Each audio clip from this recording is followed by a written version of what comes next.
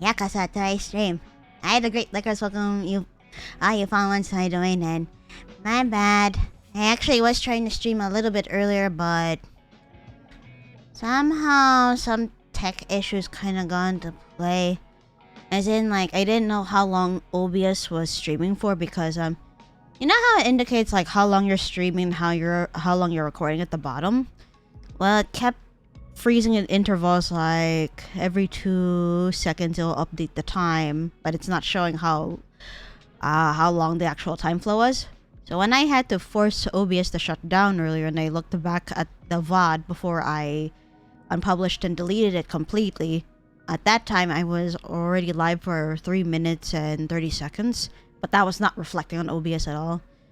So pretty much I had to restart my PC and get everything in order again. And that's why instead of streaming at like around 8 o'clock, I ended up streaming around 8:05 going live, and then, right now 8:10, 8:11 talking to you guys here. So apologies for any confusion I may have caused back. So that being said, I am streaming on what remains of the 2.2 patch, because from what I heard about let me see. Alright, so Boot Hill's, wow, it's already a week.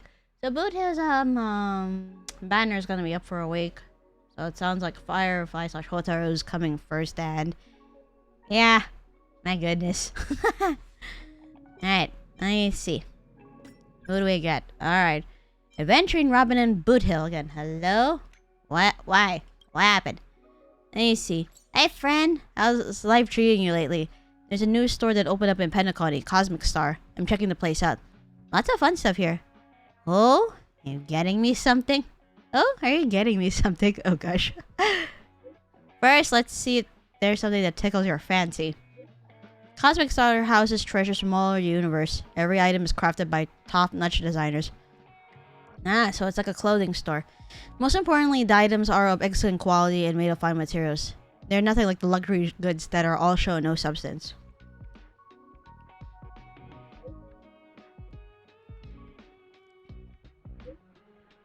Oh, he's into this kind of stuff, isn't he? So I'm just gonna let him... speak. Okay. So let me see.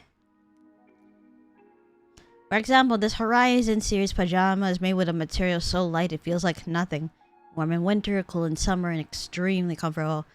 Wearing it to sleep should considerably lessen the fatigue from travel. Oh, that sounds nice. Take for another example these Night Diamond series gloves, the last masterpiece by the deceased design master Van Jagd. They are handcrafted and limited to 90 pairs galaxy-wide, perfect for parties and special occasions. Of course, they are highly recommended for long-distance trips too. They are gorgeous and are sure to turn heads. And then there's this windbreaker from the Unmanned Flight series, a timeless classic. You can wear it and stand on the edge of the cliff, listening to the flapping of its hem when the cosmic storm hits. Because of that scene in the movie, Unmanned Flight has now become the go-to choice for a generation of the Nameless and their followers. Which one do you like? I'm heading to checkout now, so I'll pick your stuff and pay together. Choose one, I want them all. Nah, not interested in any of them. Personally, I would like to get the pajamas. I'm gonna tell him to choose one. I'll choose one then. Pajamas. The Horizon pajamas then. Done. Aww. I'll have them deliver it to you. The long cosmic nights. May your every dream be sweet and fancy. Thank you. I made a joke about you being a harlot and everything, but you seem to be a good guy, adventuring. Oh, Robin left me 2 messages. Hello? What's up? Licorice, do you think a bird with broken wings still has a chance to fly? Oh god. In light of what happened in the storyline, I'm just gonna go cry again. There's hope as long as it's still alive. Yes, your thought echoes mine. Saw a little bird with one of its wings broke off the panorama floor a few days ago. My heart went out to it. Aww. Oh no. Oh, randomly browsing channels wanted to say your voice is great and your model is awesome. Thank you, Harlan. And hello, welcome to the stream. My name is LycorisDreams, and I am a Nephilim VTuber and a variety game streamer. I'm just finishing off the events from the 2.2 patch of Star Rail, especially since next week it sounds like 2.3 is kicking in, and one of the new banners will start in a week's time. So, but yes, please enjoy your stay. And again, thank you for the compliments. Ooh, nice. Yeah, I checked Boot Hill's banner and it says there's only 7 days left. So I'm like, oh, 2.3 already. Fast. I brought it back home hoping it would make a fast recovery. As my brother told you the story of a little Charmony dove. The poor Charmony dove formed a big part of our childhood and taught us about making choices for the first time. Oh, that made me sad.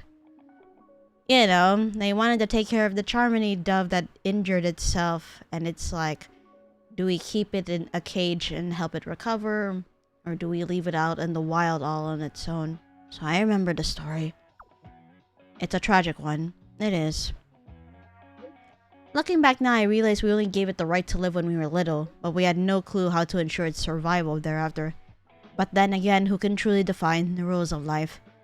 Compared to the Charming dove, which had learned how to fly from scratch, this little bird is luckier. Hold on. Uh-oh. What's wrong? Like, she went offline, now she went online again. Uh-oh, everything okay? Ah! So sorry about that.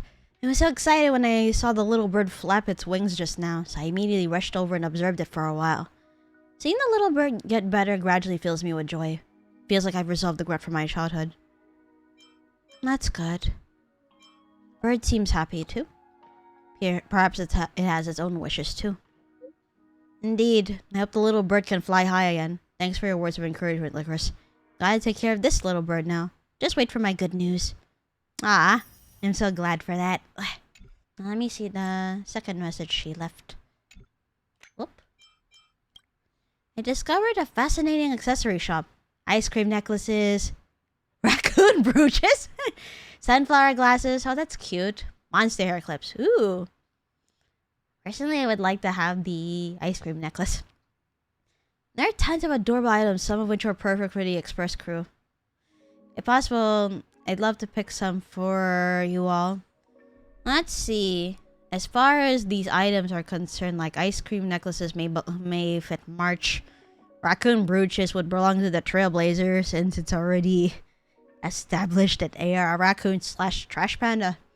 As for sunflower glasses and monster hair clips, I am not entirely sure. Let's see. Let's be cute together. I appreciate your generosity. Save the cutest one with Mr. Yang.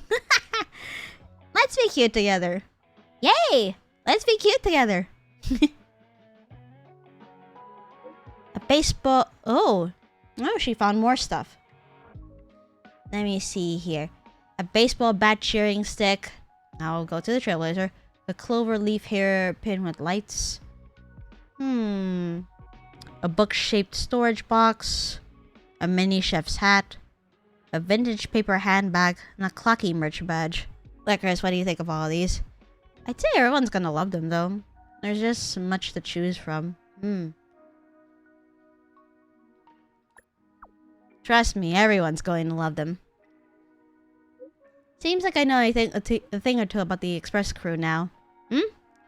Looks like you have. I'm on my way to posting the gifts to you now. Remember to check your mail. Right, thank you. Alright, Boot Hill. What did you... Oh, 2 messages from him too. Let me see. Hi, Lycoris. I rustled up some goods. You interested? Let me tell ya, it's mighty fine, lit as fudge. Just cracking open the pack, the scent hits your noggin straight away. And you start drooling like a hound. You catch my drift? Just a whiff's enough to make you giddy on cloud 9. Taste it and you're shooting straight to the moon. But hell, that is sounding all sussy, so I'm gonna have to call you out. What sort of stuff is that? Sounds fishy. Where did you get it from? Oh boy.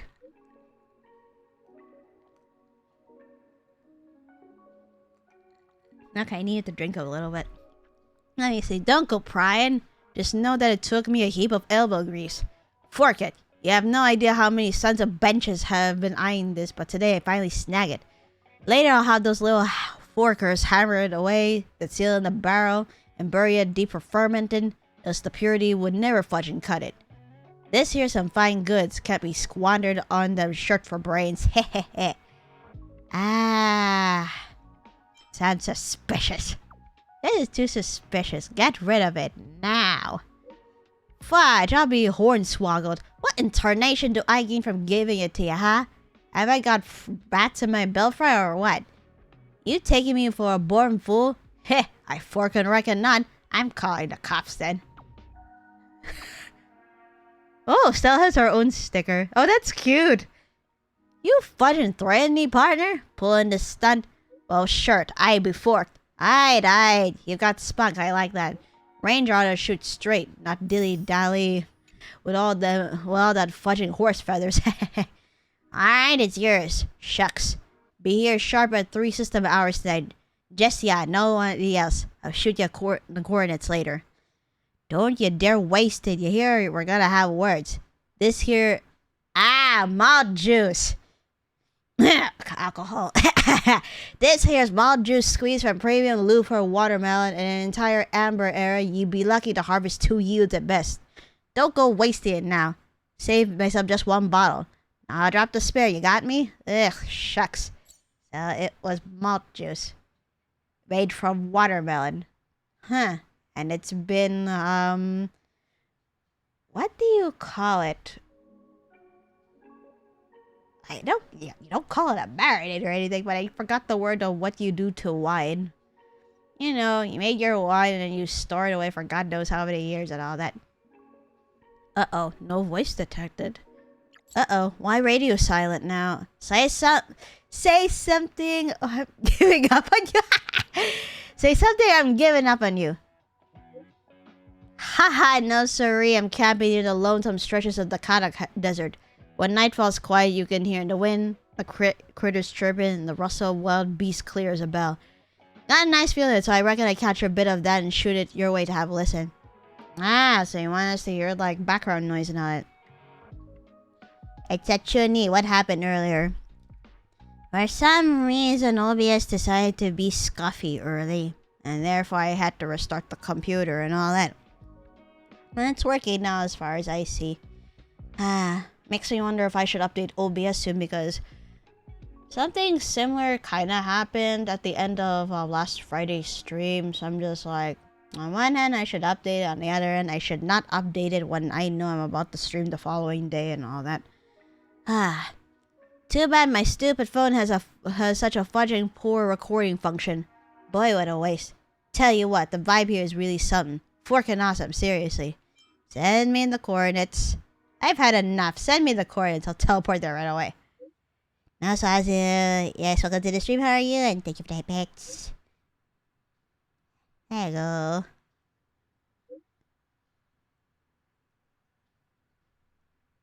Ha! Well, ain't that a hood? Too bad I scoped it out around these parts. Ain't no sign of y'all nameless shenanigans.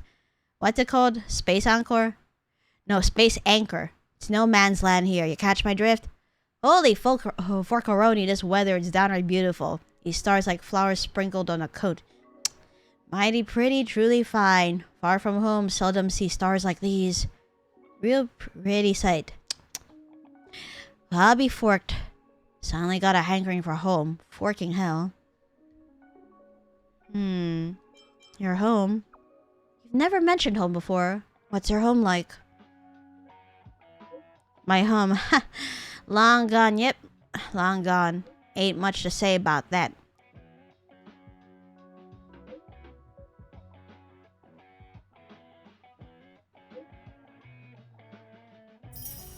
What did he say? Shame, though. Real fudging's shame. My own homestead's grasslands. Not to boast, but lying there was heaven on earth. Not even the top-notch steer in camp could match that grass for comfort. A real pity, that. And that creek, clean as a whistle, I tell ya. Them little fish in it looked like they were just floating in the air, no fooling. Come nightfall, you'd plop down the grasslands, find yourself a rock, face the breeze, and strum a guitar or wail on a harmonica. That's the slice of paradise, crisp and sweet. Darn shame, no chance for that no more. can't go back no more. Cannot go back anymore. No, that's right. The IPC did destroy his homeland after all. No wonder he's going after that certain IPC in play and why he confronted adventuring when I played this last. When time comes, I'll show you what I got. Ain't no boasting, but in the whole camp, I strummed the guitar finest.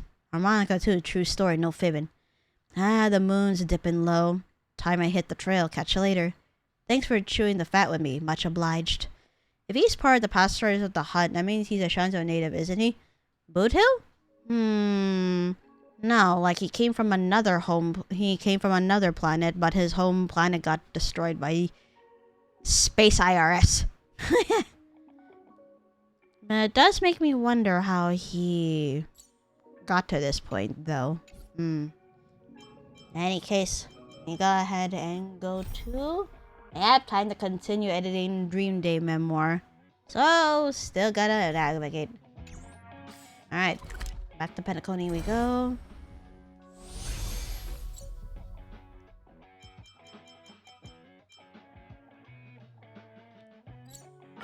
Alright, more editing shenanigans. Let's go. And since Mikhail is no longer here and all that, are the only ones that these guys can rely on. Alright, Pisces. You're back. How did it feel shooting Yad? Pretty rad. Did have lots of action-heavy elements there in it. Must have been no big deal to you, though. Many fans look forward to Dreamjoy Memoir. Let's keep up the editing. Alright. Wait, clocky paycheck. Oh! I forgot to claim the rewards for this one. Oops. There's a lot, too. Alrighty. Extra story. Ah, Mr. Soda's extras. Let's take care of this first. But it's still in the same place anyway. You just need to approach Mr. Soda for this one.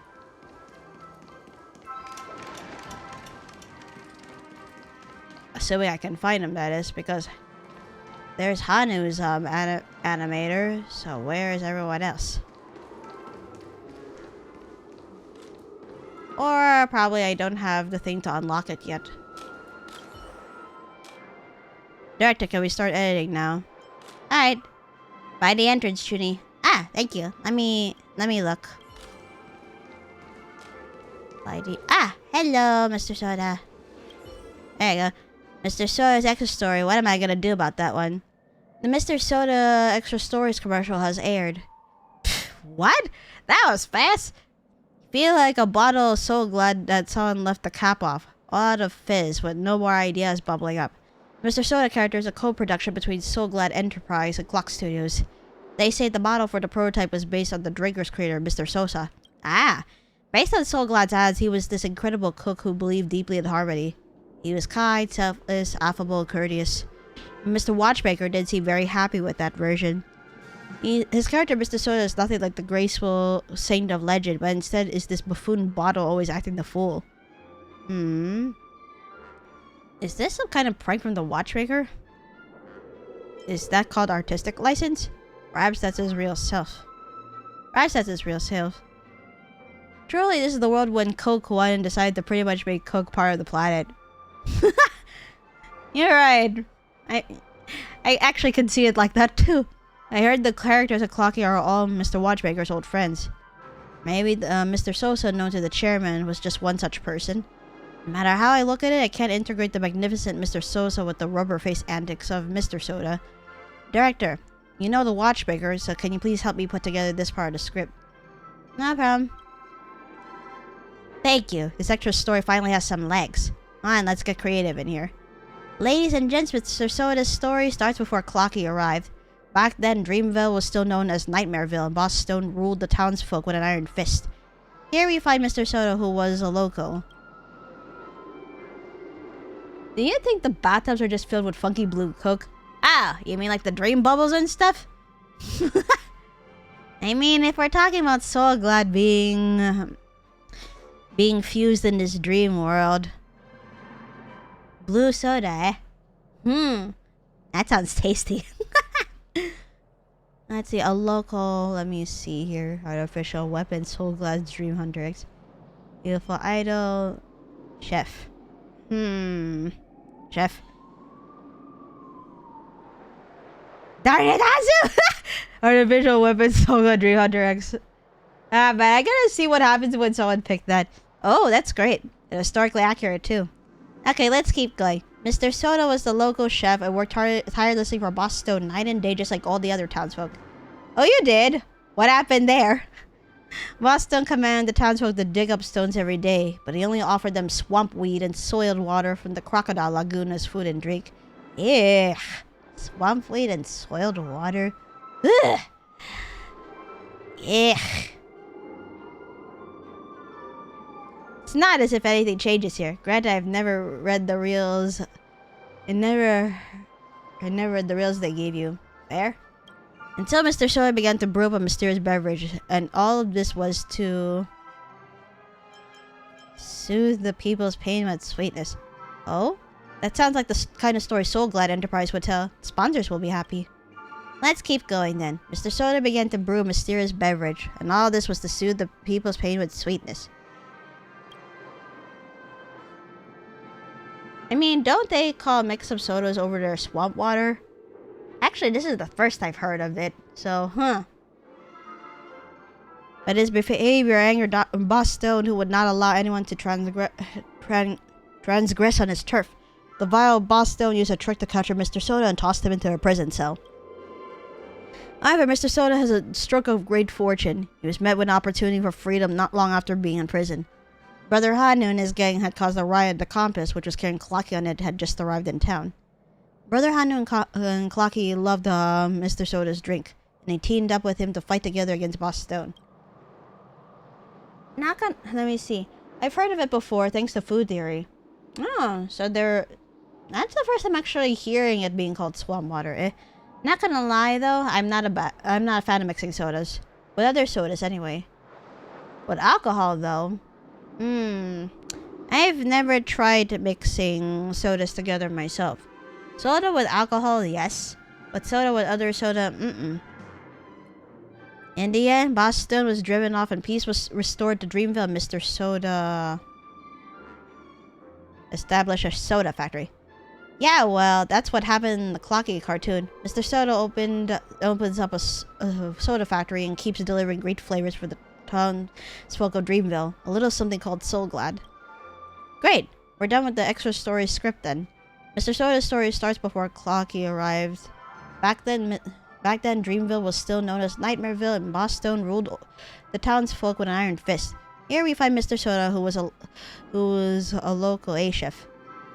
Boss Stone commanded the folks to dig up stones every day, but he only offered them swamp weed and soiled water from the crocodile lagoon as food and drink. Everyone was miserable from it. Until Mr. Soda began to brew a mysterious beverage, and all this was to soothe the people's pain with sweetness. But his behavior angered Dr. Stone, who would not allow anyone to transgress on his turf. The vile Boss Stone used a trick to capture Mr. Soda and tossed him into a prison cell. But Mr. Soda was saved by Brother Hanu and Clocky, who teamed up with him to fight together against Boss Stone. In the end, Boss Stone was driven off and peace was restored to Dreamville. Mr. Soda established a soda factory. Director, is that a wrap here? Yes, that's it. It's honestly a very American thing to think about it, since usually you need like a big cup to even try to mix sodas enough to have a noticeable change in the flavor.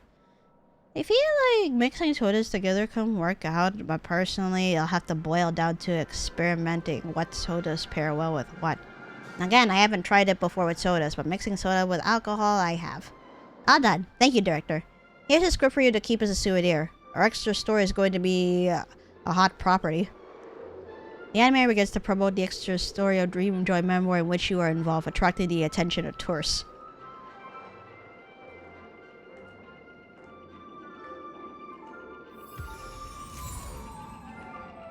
Fuck it, we're drink smithing again. At the moment, I am drinking, like, apart from having water, I am drinking a soda mixed with alcohol in it, so I'm just like, ha! This is so relevant. Mr. Soda's extras. Nice. Now this is how it turned out, right over here. Director, there you are. Extra story is flying off the shelves, and it's all thanks to you. That's good. So long. All the best with the film shoot, director. And you know, the Hano animator is having success too, so that's good at least. So what? Now my work is done. So long. Yep. Alright, now to continue with the rest of the editing we need to do. Yes, we can begin editing then. Ayo, what's our poison for tonight? We got melon soda. Because there's this particular melon soda brand that I buy in the Japanese market, and recently I discovered that they have a much bigger size of it. Because up until that point, I've been taking like the standard size bottles. So when I saw there was a much bigger bottle to last for a bit, I'm like, oh shit, okay, I need to buy that. So I have that, and I mixed it with soju. Specifically yogurt / Yakult flavored soju. And it's pretty nice. Alright, Dream Jolt Havoc, eh? Oh, hold on, let me see. Well, yeah! Right, I didn't go to the special ending of this one. Didn't know that this was gonna be 2 endings. So let's go ahead and begin the editing for this one. Because I went for the classic ending, and so we're gonna go over here.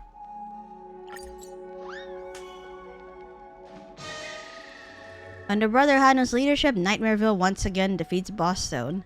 But there's no elation of victory on the townsfolk and crew's faces. In this war, they have lost too many comrades. Even the cold-hearted Brother Hano cannot bear to witness any more sacrifices from the townsfolk. He chooses to negotiate with Boss Stone instead. Tick-tock! Who knew Boss Stone would so readily provide the townsfolk with reparations? So much money, Nightmareville will surely turn out better. I trust in Brother Hanu's strength. Tick-tock, let's stay a little longer and witness Nightmareville's transformation together. Nightmareville ushers in peace, and Brother Hanu becomes the local leader. Boss Stone also lends aid to the town with utmost effort. But has happenings truly so easily descended upon this town? More frightening than the war itself, something else may be brewing in the darkness. Now let's see, we need the drama to rank up to like 95.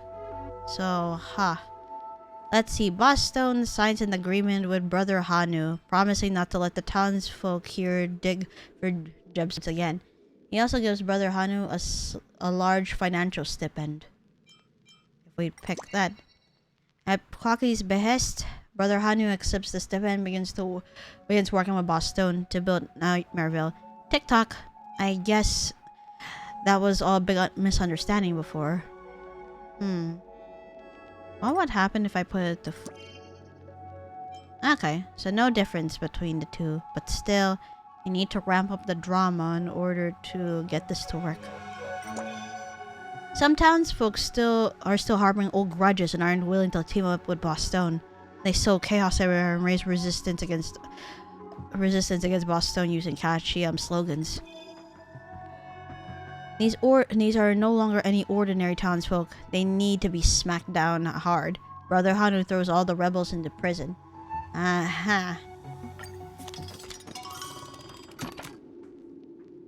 Need to raise up the drama still. Many townsfolk in Nightmareville were injured in the war. The reason why I wanted to compare was because if you pick like the lesser number or the bigger number, the scenario changes. So let's see. Many townsfolk in Nightmareville were injured in the war. Boss Stone hired the best doctor from the sea to offer them free treatment. What happens here? With the help of the doctor, the townsfolk relieved themselves of their pain and were also gifted a large supply of health supplements. The first dosage is free for the initial cycle, and if you feel the effects are good, you can purchase more. Townsfolk get a 20% discount. So what about here? Still the same scenario, eh? Okay. But this does ramp up the drama more, which is what I need. Brother Hanu doesn't know how to begin developing the town. The townsfolk quickly run through all the money from Boss Stone and start complaining about Brother Hanu's incompetence. Brother Hanu bears many heavy accusations but doesn't know what to do. Boss Stone, he's an idiot who can barely string a sentence together. Yeah, that's what I love about him. Alright, let's go ahead and continue editing. A Nightmareville faction against Brother Hanu grows in size with riots and skirmishes out in the streets. Solution has to be found. Brother Hanu summons several of his mates and asks them about their plans to fix things. Shopkeeper Leaf comes up with a plan.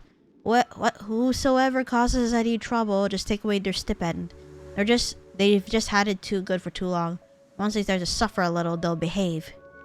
When the town fell into despair, the great Boston extended a helping hand. He told the Hanu brothers that the most valuable thing in Nightmareville was its gems. He proposed that if they collaborated with him to develop the mines, the town could thrive once again.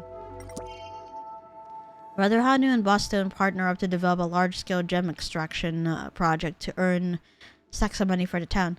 Brother Hanu, you're the boss and I'm your pawn. You manage the money and I'll do the work.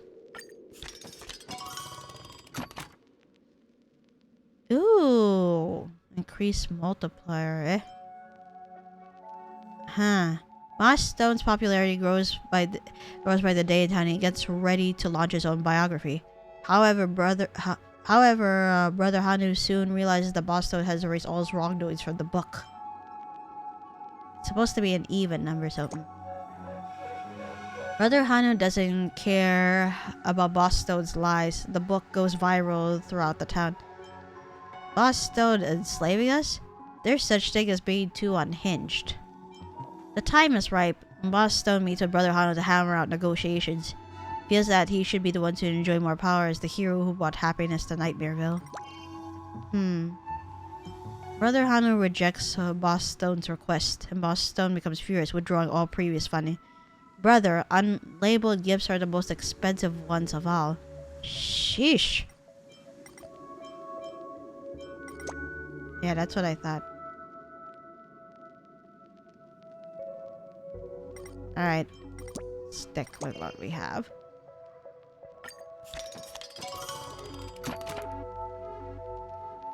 Oh gosh. Huh. Let's see.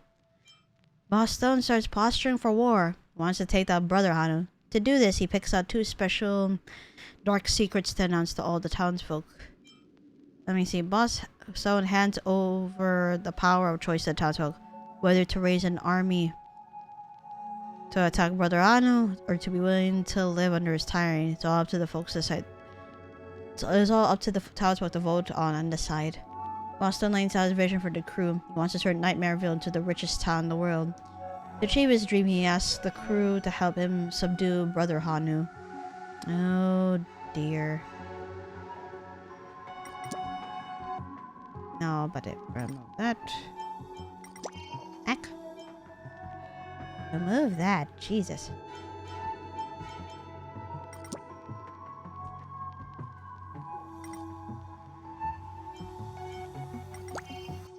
So I have to put it in order. Oh. Dark secret too. So there's a bunch of dark secrets, eh? Dark secret 1. Let me see. Brother Hanu secretly executed his partner's sister Haru, just to consolidate his power. TikTok, who is Sister Haru? Dark secret number 2. Brother Hanu sees the compass from the compass and forced the crew to serve him. TikTok, why don't I know about this? Aha.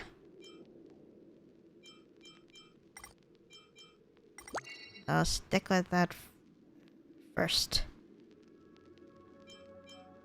Now then. Let's see. The townsfolk all choose to go to war. They believe that Wait, what? They believe that the merciful Boston will grant them clemency after victory. Boston may want our surplus value, but Brother Hanu wants our lives. Oh, dog, what happens? Boston, if I put 1 for this, Boston announces that the townsfolk have chosen war. And while nobody can see the actual results, everyone buys into his results. No one disputes it, which means it's perfectly reasonable.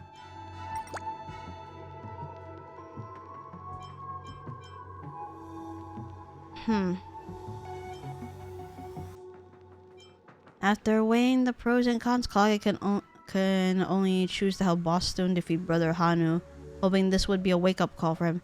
TikTok, Boss Stone is doing his best for everyone. I'm sorry, Brother Hanu. Oof. So this is what this ending is, eh? Huh. Wait, what happens if I remove that and that? 92. It's still the same outcome. Not there. Still. Ah.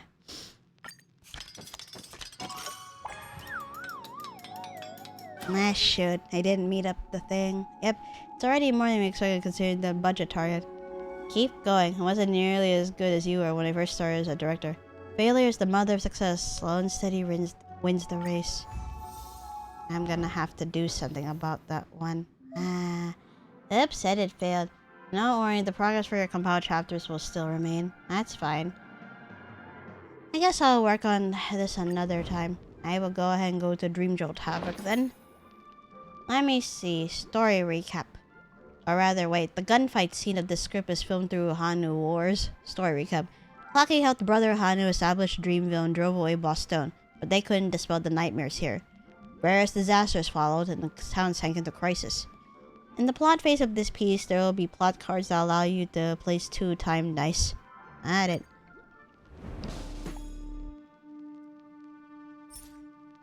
Oh shoot, there are 2 split endings for this one as well. Rain of White Sand.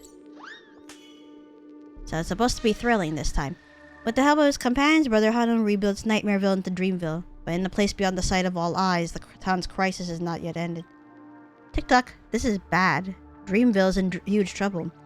Dreamville had a forest that used to keep out the sandstorms from distant lands. It also bore plenty of fruit for the town. But suddenly, that forest has disappeared. Missy Fruity Tree, charged with looking after the fruit forest, has also gone missing. Such huge winds. Without the forest's protection, the town is plagued by a shroud of heinous haze every day. If this keeps up, the town will be blown away. It's not just Missy Fruity Tree. We also need to find the friends who got blown away by the wind. Clocky is deploying. Objective: to protect Dreamville. Tick-tock. Until Clocky steps into the storm and begins searching for the secret behind this catastrophe. Let's see, Tick-tock. The red story snippets need more build-up time. So if you don't have enough time invested, audience emotions will be reduced. If you don't complete these story snippets quickly, audience emotions will be reduced. In other words, we're gonna need more time. Wait, hold on.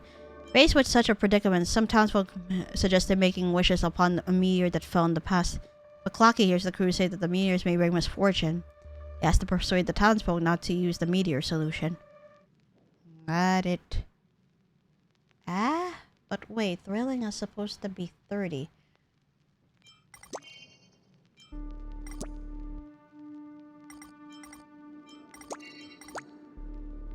Oh, okay.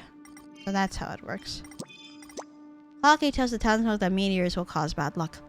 So Clocky steps into the tempest. Sharp gravel flits on the hurricane, but many more dangers lurk unforeseen. Clocky decides to keep pushing on, looking for any signs of Missy Fruit Tree.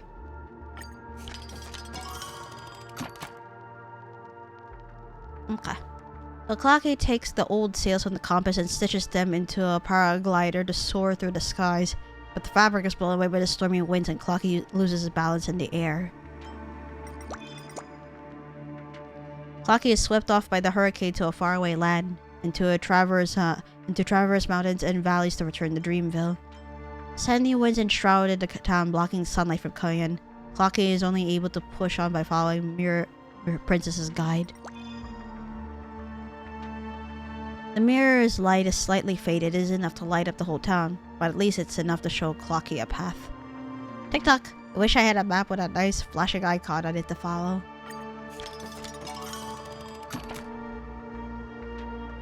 Okay, need to... Clocky hides the shooting star in this room, yet some townsfolk still haven't let go of the idea of using it.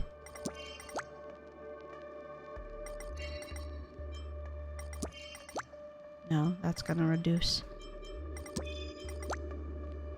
Clocky warned the townspeople that shooting stars would bring misfortune. Though skeptical, they abandoned the plan to use the shooting star for now. While Clocky searched for the truth, Brother Hanu was not idle either. He was busy protecting the residents of Dreamville. After all, Boss Stone was still lurking out at sea, ready to make his next move. Brother Hanu was undefeated in the battle against Boss Stone. Stop, Brother Hanu. One more blow and we'll hit the crocodile pit.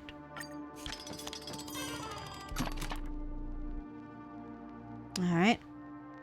Let us go ahead with these. Brother Hanu discovers a shifty figure hanging around town who turns out to be a lackey sent by the despicable Boss Stone. I guess Boss Stone still hasn't given up on the treasures of Dreamville.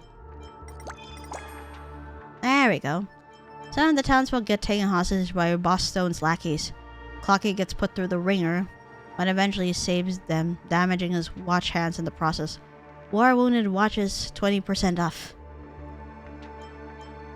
Let's see. Clocky comes across shopkeeper Leaf, who is carrying a large sack of fruit and looks rattled. Highly suspicious. Clocky carefully interrogates this chap about the origin of the fruit, and shopkeeper Leaf scampers off without saying a thing. TikTok, I have a bad feeling about this. Clocky comes to the border of town and discovers the truth about the storm. The hedge, which acted as a windbreak, has withered away, and the girl tasked with looking after it, Missy Fruit Tree, is nowhere to be seen. There you go. Clocky couldn't find Missy Fruit Tree and could only find some seeds from the windbreak hedges she left. TikTok. I've still never eaten her fruit before.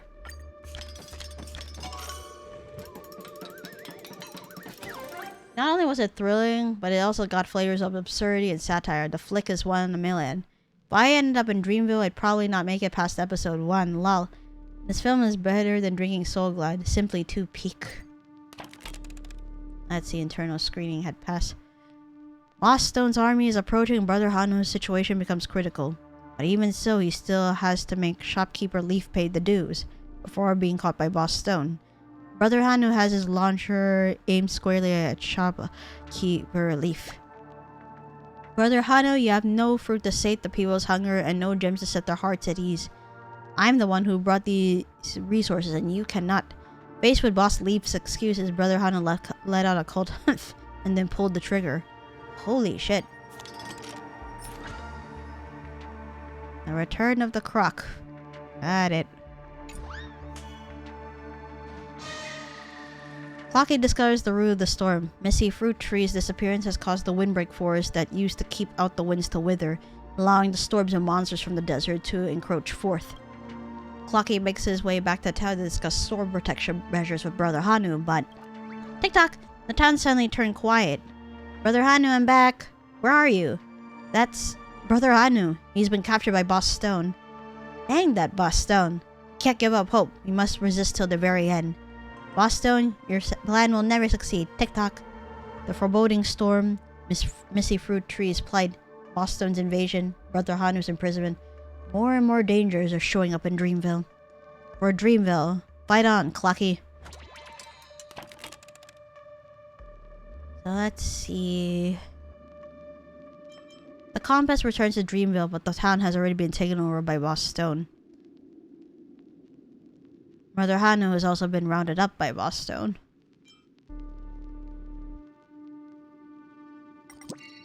But as a crew member of the compass, Clocky never gives up.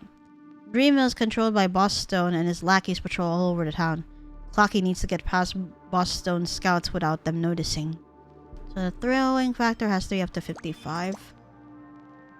Clocky wears a crocodile hood and has disguised himself as Boss Stone, inspecting here and there, swaggering giddily while strutting down the street.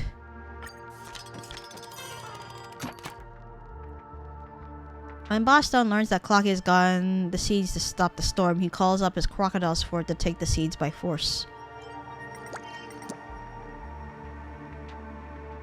Clocky hides the seeds in Sister Wildflower's fields, then hands over one of his own cogs. TikTok, there's nothing dodgy about this at all. The seeds that grow over in Cyberville are way more odd-looking than this.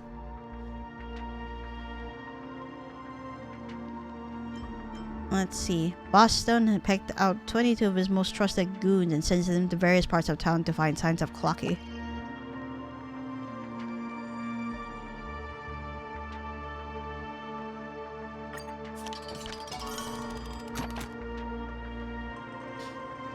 Let's see. Leafy becomes the new shopkeeper Leaf and vows to atone for his father's sins. He opens up his own family's vaults to help Clocky get enough money to defeat Boss Stone. Clocky takes all of Leafy's money and wants to put this money towards saving Brother Hanu. TikTok, and want to make an expensive set of clock armor. The townsfolk can no longer bear Boss Stone's domineering ways. Even without Brother Hanu leading them, they still stoke the flames of rebellion and rush to the cell where Brother Hanu is imprisoned. Boss Stone hurries out of the burning building in a mess. Among all the chaos, Clocky sneaks into the cell and rescues Brother Hanu. Tonight, we are all Brother Hanu. There you go. Let's see, obtain multiplier. Gosh. Brother Hanu returns to everyone, but the town is still surrounded by unrelenting crocodiles. Looking at the distress of the situation and the helplessness of the town, Clocky needs to find a way to lend his support. Clocky stays in town and helps repair the place with Professor Owl. TikTok, the first step of the town revival, more houses, more roads. Under the dual siege of Boss Stone and the storm, the town's resources are gradually getting depleted. That very night, Brother Hanu walks into Boss Stone's camp alone. When Brother Hanu leaves, Clocky can sense his movements despite being asleep. TikTok, I thought he wanted to go to the bathroom. Brother Hanu continues to penetrate deeper into the enemy position and is surrounded by increasingly more crocodiles. Yet Brother Hanu has no intention of fleeing. Oh shoot. One more of thrilling, man. Brother Hanu tries to avoid being seen by the enemy to carry out the actions in secrecy. He makes a highly discreet. Nice. Oh? TikTok, during editing there will be jolly scenes that can engage and evoke audience emotions. At the heart of the enemy camp, the ultimate showdown between Brother Hanu and Boss Stone is about to erupt. Despite being covered in wounds, Brother Hanu charges furiously over Boss Stone's army with unwavering resolve. So let's see. Ah, this one! The brand new gun-blazing action flick Hanu War is now available for visitors to experience. You need to play the ultra cool Brother Hanu and use his invincible Hanu rocket to blow all the enemies in your way to bits. Control him by moving left or right and aim at the foes, and use the attack button to fire the Hanu rocket at enemies blocking your path. The explosion caused by a rocket hit will obliterate all nearby enemies within a certain range and net you lots of points. If one rocket hits multiple enemies, you'll receive bonus points that give more rewards. Skillfully control where your rockets land to earn lots of points and shoot a thrilling gunfight film. Alright, and in that case... And not the first time playing it too, so...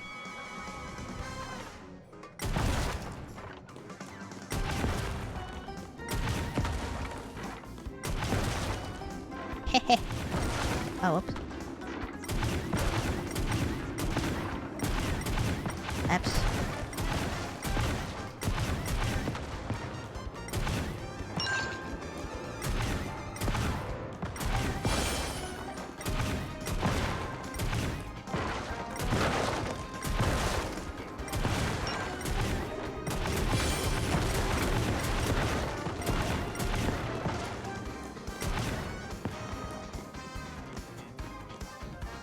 I should. I did not. Oh. Oh. No, I thought I didn't have enough points and all that. So good. It went up to 60 for thrilling. By the AI, this is my favorite one. I haven't been this thrilled in a while. Let's watch it again. Boss Stone throws in the towel, but Brother Hanu has meanwhile disappeared. Backed into a corner, Boss Stone claims he is willing to turn over a new leaf and help the town resist disaster. He only hopes Dreamville accepts him. Clocky rejects Boss Stone's good intentions. Compared to wealth of questionable origin, he prefers to believe in the hard work of the townsfolk. So we're going for the classic ending again, too. One who defies the winds. Clocky and his companions defeat the enemy after much ardor, but his most important companion, Brother Hanu, does not return to town. TikTok. Brother Hanu, my most bosom friend, where have you gone? But now's not the time to grieve. With Boston's invasion, the sands are devastating the town. Imminent danger is right at our doorstep.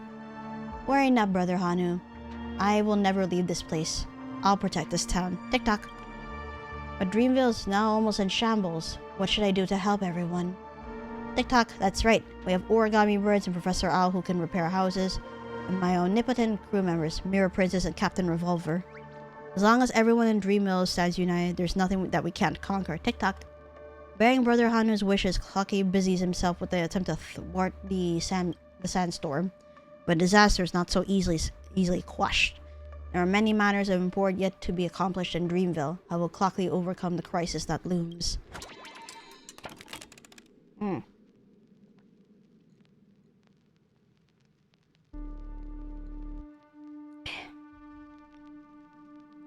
Alrighty, so thrilling has to be up to 90. Let's see. Clocky discussed with Professor Owl, and they decide to renovate all the buildings in Dreamville again to transform them into a playground filled with joy and warmth. Professor Owl recruits the origami birds as apprentices and becomes a mentor for everyone.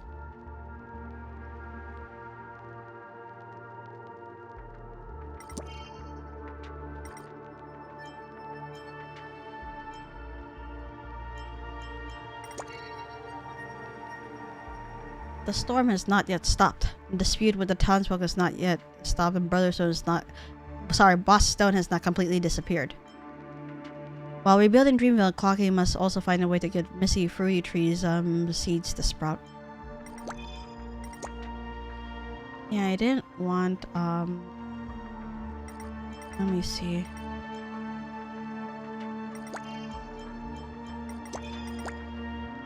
Oh, okay. Clocky is patrolling through the town, resolving disputes between townsfolk.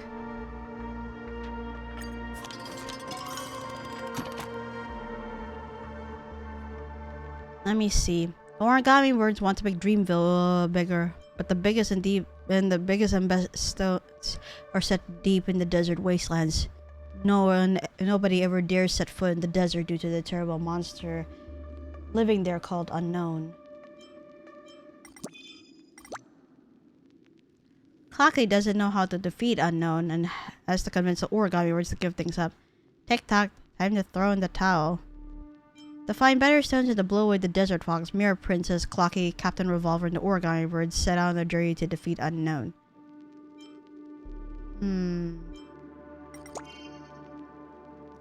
Mirror Princess has been studying the desert landscape and everyone obediently follows her to where Unknown is hiding. Tick-tock, going on an adventure with her is like having all the cheat codes.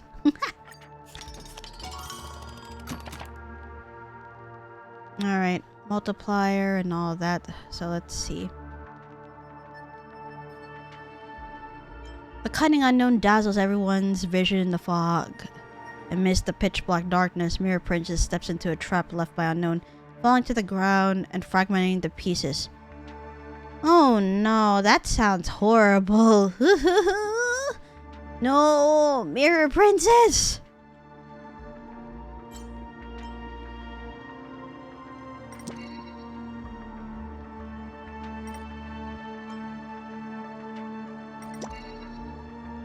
Despite being broken, Mirror Princess's body still reflects light. Everyone picks up fragments of her and beams the light onto the dastardly Unknown. You know what I look like in the mirror. With Mirror Princess's help, Unknown is defeated, but the princess also becomes a broken mirror scattered all over the ground. Clocky and Captain Revolver start crying and don't stop crying until they rust. They picked up the fragments of Mirror Princess one by one, bring her back to Dreamville. The townsfolk burst out into tears at the news and began to worry about the future of Dreamville. Now pieced back together, Mirror Princess is unable to speak, but all kinds of knowledge is reflected in her surface.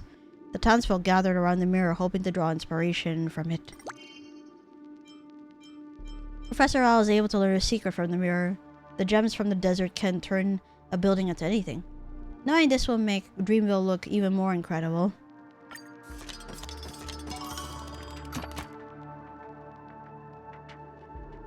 townsfolk take their chances while Clocky is away from home to steal the shooting star from his house to make a wish about becoming happy.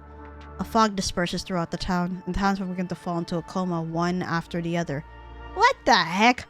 Clocky returns home to find a shooting star gone and nobody out on the streets. With all of his friends gone, who else was there to save Dreamville? Clocky stuffs a message for help into a drift bottle and throws it away into the vast eternal ocean.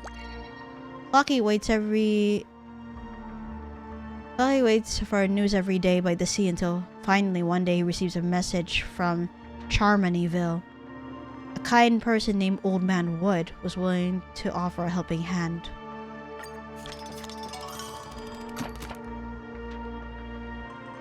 Shoot. Okay. Hold on. In the midst of desperation, Dreamville is welcoming a new guest, a gentleman by the name of Old Man Wood. He knows about the seeds Clocky brought, but getting them to sprout will require the cooperation of all the townsfolk working in tandem.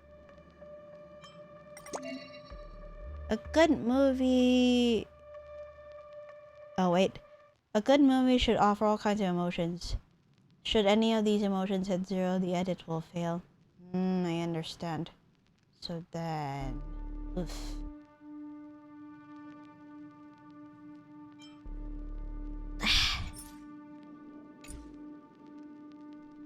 That means I should be more careful into what I put. Then in that case... Let me quit completely for a bit. Because if I need to consider that carefully.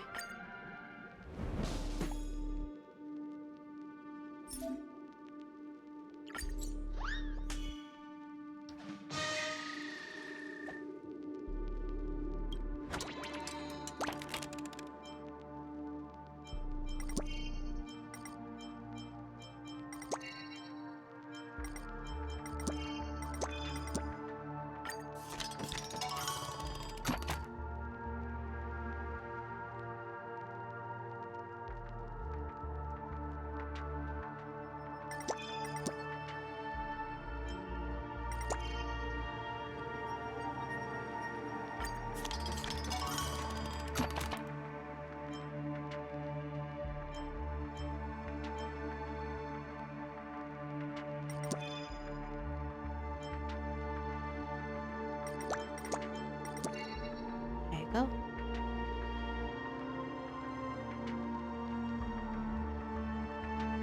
Oh, looks like everything changed again. Clock is able to learn the secret of the mirror. Dreamville's territory is far vaster than ever imagined. They're able to conquer the deserts and the jungles, and the town could grow bigger than the whole of the mainland.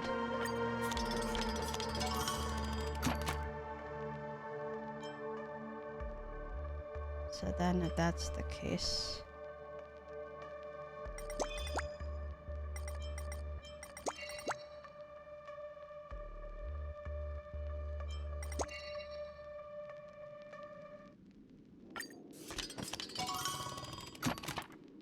There we go. I can go ahead and be able to be careful. Old Man Wood teaches the people of Dreamville a cheery song. Hand in hand, the townsfolk sing and dance around the seeds and begin a festival. Very soon, the seeds started to respond to their singing. Old Man Wood can get the wind break hedge seeds to quickly sprout, can also let the shooting star be swallowed up by the great tree. The Clocky needs to provide nutrients to the great tree. In other words, precious memory and emotions.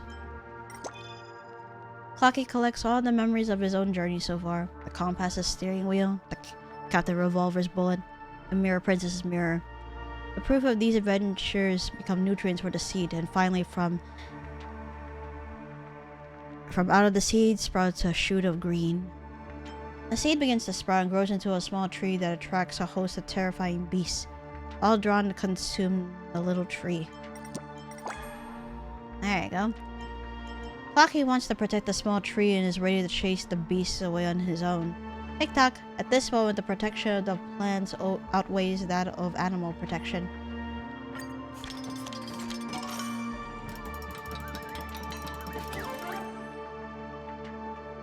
Yes, all the praise that I got.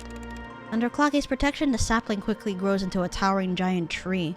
Its lush foliage blocks the wind. The sunlight filtering through the canopy arouses the townsfolk from the fog.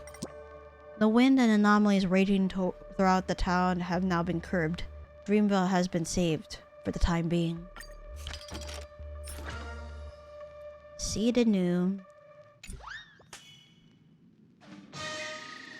Old Man Wood has planted a bulwark of trees outside Dreamville to shelter the town from the brutal winds. Dreamville is saved once again. Tick-tock, this is good news. It's all thanks to Old Man Wood that the winds have stopped. Dreamville is saved. But the town needs some time before it returns to its normal state of affairs. Many houses have been blown apart and my friends are gone. But it's fine.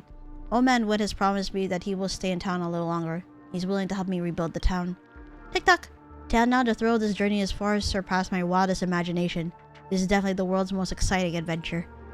I may not be able to leave Dreamville right now to embark on a new adventure, but it's not too bad at all, being able to stay with all of you. And now, my friend, it's time to sleep. The task of rebuilding the town awaits us. Clocky is dreaming again. In it, he sees the kind Mirror Princess, the brave Captain Revolver, and Brother Hanu is recuperating in a faraway place. Clocky knows that they will always accompany him in his dreams. What new challenges will Clocky encounter as Dreamville is being built? And what new opportunities will Old Man Wood bring Dreamville? Stay tuned to the Clocky commemorative film Dream Joy Memoir Part 4, Dream Myth Escapade. There you go. Ooh, going up to 60%. I got shit, everything. Oh, Miles! Hello! Welcome to the stream. How are you? Thank you for the pets. How you been, dude? It's been a while. And also, let me do this.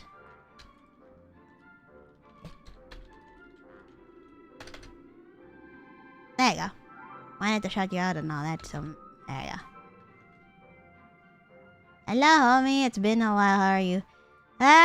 It's been an eventful 2 weeks, and therefore I'm slowly getting back into streaming, and I'm just like, okay, it's starting to quiet down a little bit. On the other hand, my birthday is coming up in a few days too, so here we go again, I guess. But yes, how are you? How have you been? Alright, are we fixing this now? The refurbishment project is progressing along the corrosion nihility in the theme park. Alright, the damage to Akron did is slowly. Oh, advance happy birthday, homie. Thank you, thank you. I'm doing well, just working today. Oh, as in like you're actually in work right now, or are you working on like VTuber things? The screen seems different from before. Recently I heard the Dreamjoy Memoir movie is super popular. The new director really breathed life back into this place. Let's go. I need to see what this new director makes next. At least we're fixing the damage. Director, our film is all the rage now. Those investors who pulled out before are regretting their decisions. The refurbishment of the theme park is also close to completion. I believe we'll be able to play Dreamjoy Memoir in the big screen soon. I'm excited already just imagining it. Internship and Vegan comms. Good, good. Got to hear that you're doing well. There's one thing about the viewers' reviews though. Aside from compliments from the animation itself, there are many bizarre analyses and references speculating that our story serves as an allegory or metaphor for something. There are even rumors saying that the key to a secret treasure left behind by the watchmaker is hidden in our animation. That's way too far-fetched. Where is the key to the treasure? Maybe there really is a secret treasure? I suppose the viewers are over-interpreting the whole thing. They probably are.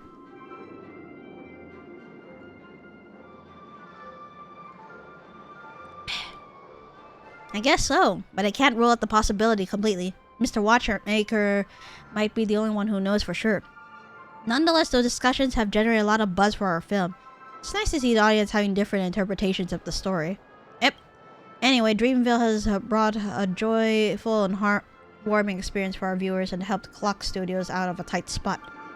You know what? Even the Sweet Dreams troupe from the Iris family has reached out to us for collaboration. Oh? The crimes committed by the Dream Jolt troupe are on the rise lately, so they want to salvage their reputation by associating themselves with the Clocky franchise.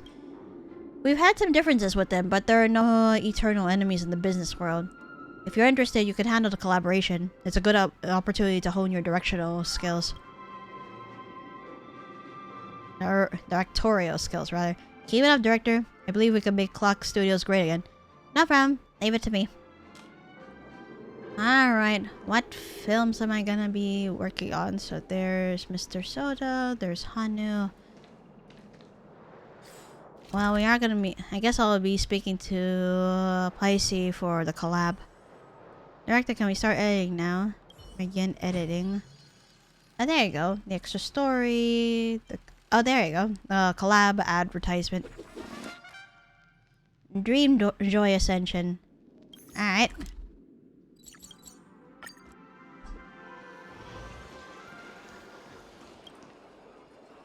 Director Lycoris, I've heard a lot about you. I'm a messenger from the Iris family and also the person in charge of the Sweet Dreams troop. You're from the Iris family too? I understand your concern. The kid that just came earlier was a newbie and may not have conveyed our message clearly. Please accept my apologies on behalf of the kid. I want to convey our utmost sincerity. Clocky has always been Petaconi's most valuable brand figure. The Sweet Dreams troop of our Iris family has also been a popular brand image that's been well liked by tourists. So the proposal I'm making isn't an acquisition at all, but a partnership. Together we can be greater by producing a new animation flick. Wonder if you have any interest in a film collab. Huh. That tone sure changed fast. Haha, I'm sure as you know, Director, mutual victory is much more pragmatic than competition to us. The Aries family has the best directors and most professional actors. We could provide all the film equipment and staff. We've even invited special guests, the majestic trash can buried in the dream. Oh no. Of course, a partnership requires that both parties participate. We're willing to bill you, Miss Lycoris, as the executive producer. You can check in on the progress and content at the film set at any time. As for the script for this movie, I've also discussed with Mr. Pisces to adapt that classic tale, the most romantic and magical Dream Joy Ascension. What do you think? Interesting! Action! Wonderful! The three directors at the set all appear to have run into a little trouble. Miss Executive Producer, please go and lend a hand. What did y'all do? Ah!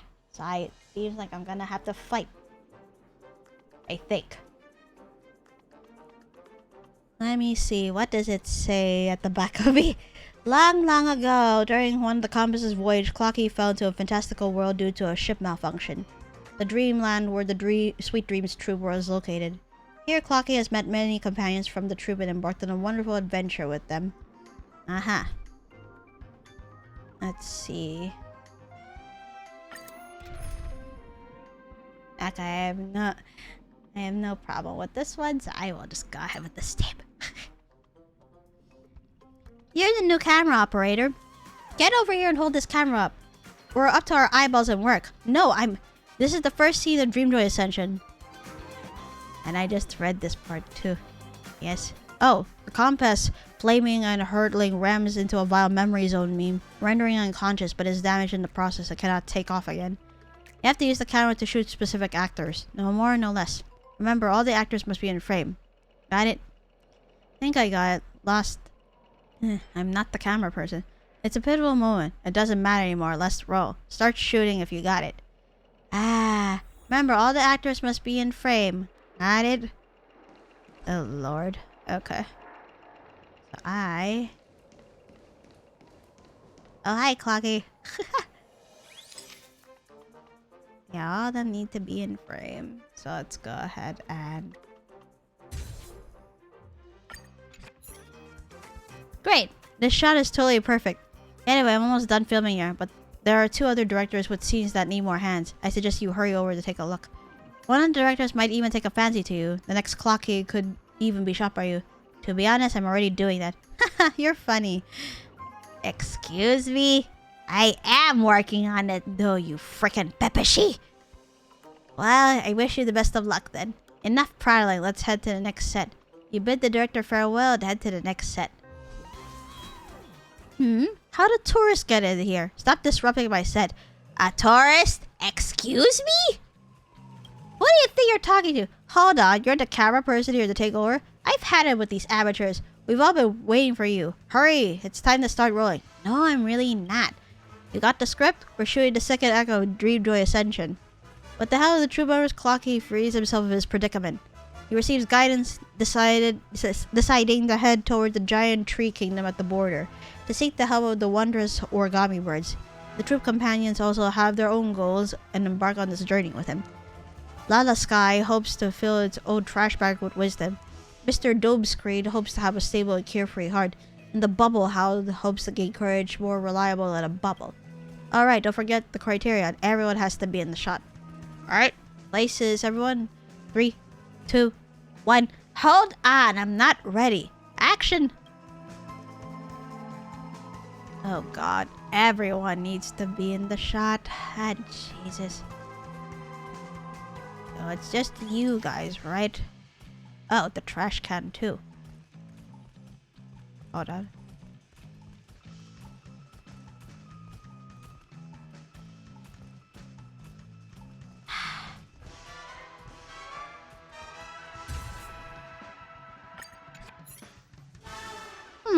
Not too shabby at all, girl. The scene is done. There's another scene coming up.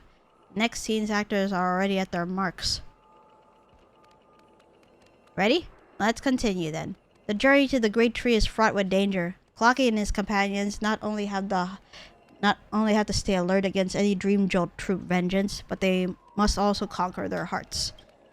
Lala Sky comes up with a plan and Clocky is charged with executing it. Bubblehound takes point to protect everyone, causing Mr. Domescreen to be moved to tears. They defeat one enemy after another, edging closer to the faraway great tree. This is a fight scene. All the actors must be in the shot. You can pick the actors to play the enemies for this fight scene and have them exit part way.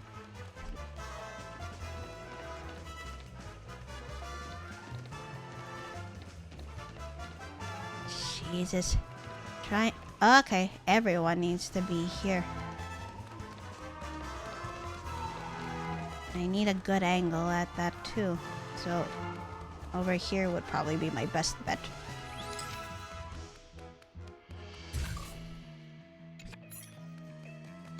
Was lacking something, but it's still useful. Let's reshoot that.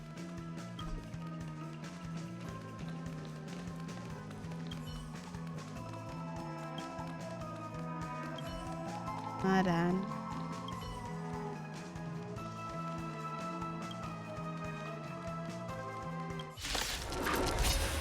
Ah, so that's what the fight was for. Nope. You're gonna be dead.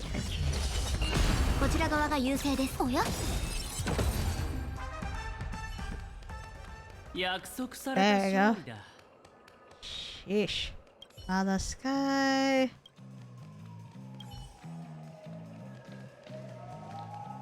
Mr. Domescreen. Hi, Clocky. Again.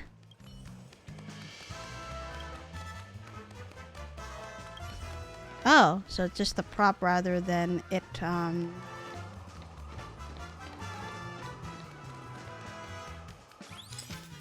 There you go.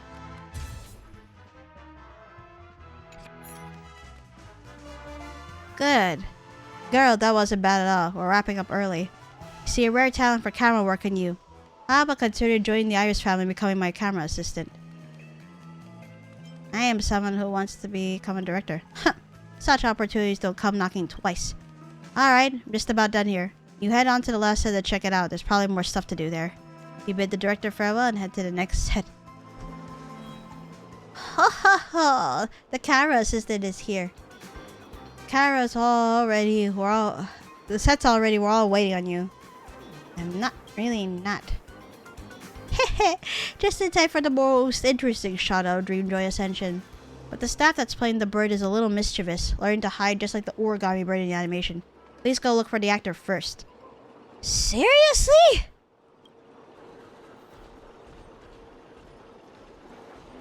We have to look for the damn bird, okay.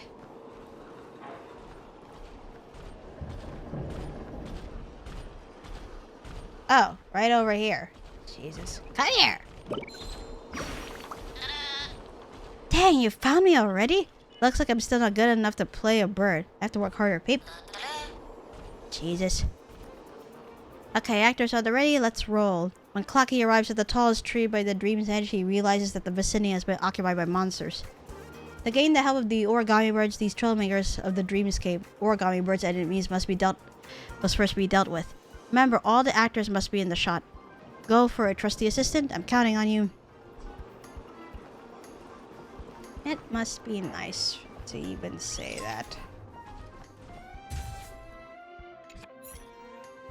That's right, just the vibe I want. Next up is the last scene. Next scene's actors are already at their marks. After an arduous battle, Clocky and his companions finally wrest back control of the great tree. As thanks, the origami bird is willing to part with its magic, but it only works once. Whose wish shall be granted? Ta-da! What an intense twist. Peep! All this effort for a happy ending, only to be faced with a tough choice. Only one person will get their wish.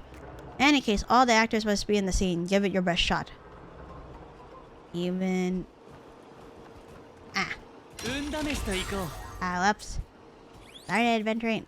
Okay. I have to make sure everyone's here.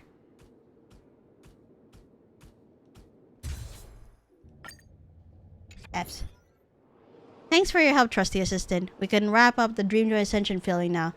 Whoa, it's been a long time since I've done such an exhilarating movie. That was awesome. Now that the shoot's over, I'll pass along the completed film to the one in charge. If you want to see what you shot, go look for that troop agent. There you go. Ah, I got everything. Miss Licorice, how's the filming coming along? I've just been running errands at everyone's whims. It's been perfect. Wonderful. I place full trust in your ability and aesthetics. The rough cut is done. Want to take a look, Taylor? Alright, let's watch the film. The compass's sudden malfunction allows Clocky's accidental entry into a wondrous sanctuary of dreams. After helping the origami birds and defeating the Dream Jolt troop, Clocky can get a chance to fix the compass using origami magic. Companions who have traveled far also once thirsted for this magic. Lala Sky hopes to fill its own trash bag with wisdom. Mr. Dome Screen hopes to have a stable and carefree heart. And the Bubble Hound hopes to gain courage more reliable than a bubble. But they are willing to gift this magic to Clocky to help Clocky get home. Please give the magic to my companions. I'm just a shallow, empty trash can, but even trash cans have their own philosophies. Please give the magic to my companions. I'm willing to accept my splintered heart, for I hope even more that my friends gain peace. Please give the magic to my companions. This doggo only has enough for one spray of bubble courage. I will muster my courage right here to send my friends home. The origami bird blinks. It's there, strafing the crowd, then falling on Clocky. Looks like everyone's wishes have come true. Beep. Clocky, allow me to grant you your wish. Magic starts to take effect as the spell is chanted. Just then a gate that can traverse between the town and Dream Sanctuary rises up. Clocky can go home and not be separated from his friends. The end. A most excellent masterpiece. That's director Licorice for you. I'd like to thank everyone at the theme park on behalf of the Iris family.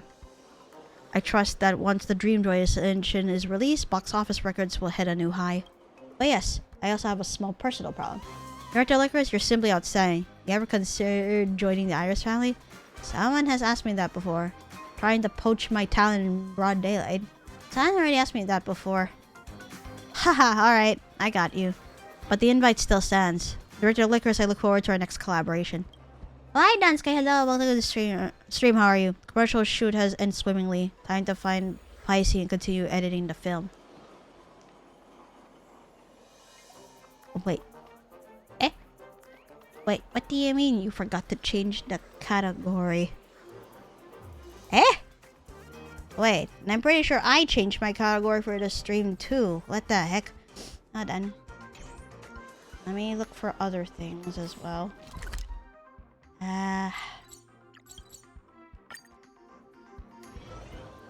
Oh, I'm at the same spot. My bad. Okay, hold on.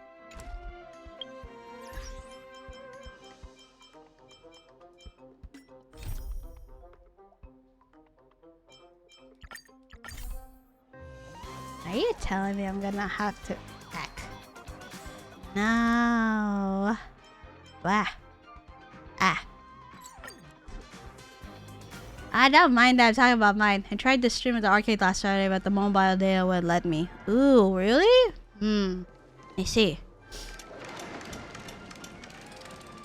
Now then, pretty sure I'm gonna have a lot of stuff to edit slash film too. Oh god.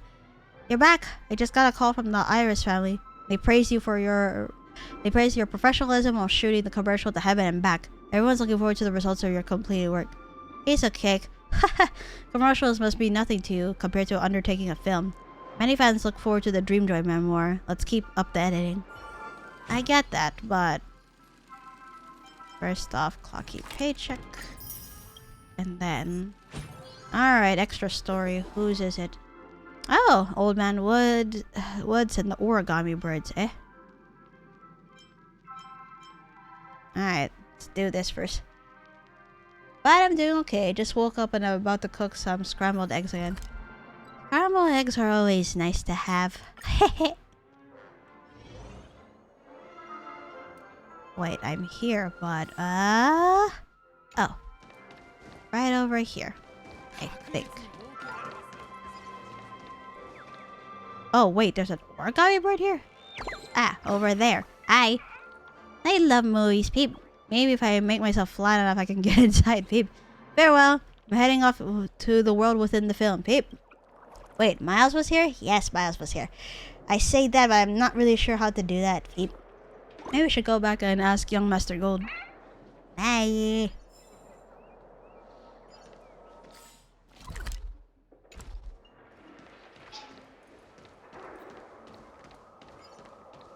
Okay, right over here.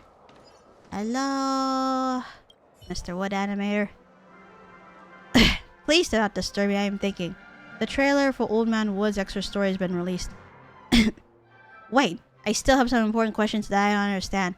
Director, have you ever considered how strange it is that all the other characters from Clocky can be seen all over Dreamscape except for Old Man Wood?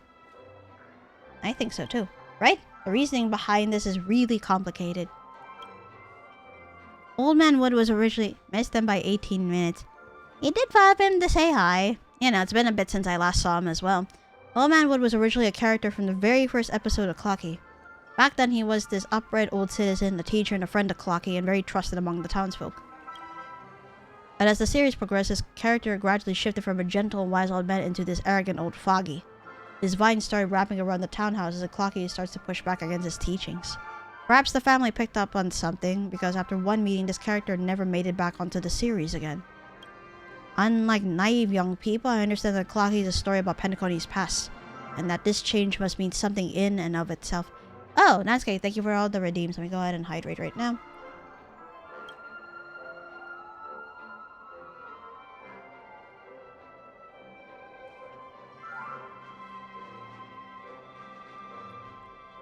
Okay, let me go ahead and stretch. Yeah, it's been a bit. And thank you for the head pats. Let's see, the family's power grows ever more encompassing. The dreams lost their freedom. Sweet dreams became orderly. Order. Yes, the Oak family had added many rules to try and keep the dream alive. Mr. Watchmaker is an unrestrained man, and someone as stubborn as he is will understand the family's hard work. If that's the theme, then Old Man Wood should be trying to bring peace to the town, but ends up getting misunderstood by Clocky. My grandpa once told me that the old Pentaconi used to be a mess. Any bad egg could come into this land of fantasy, and there was constant conflict inside and outside the dreams. Even the Dewlight Pavilion was once overrun by crooks. It stayed that way until the family conducted their reforms and created the Dream Master, who ruled above the 5 lineages. The mysterious Dream Master changed free and lax Pentaconi, letting the family's gaze cover all the dreamscapes until those chaotic dreams were back to normal. Hello, Lily. Hi, Kuma. Hello. Welcome to the stream. How are you?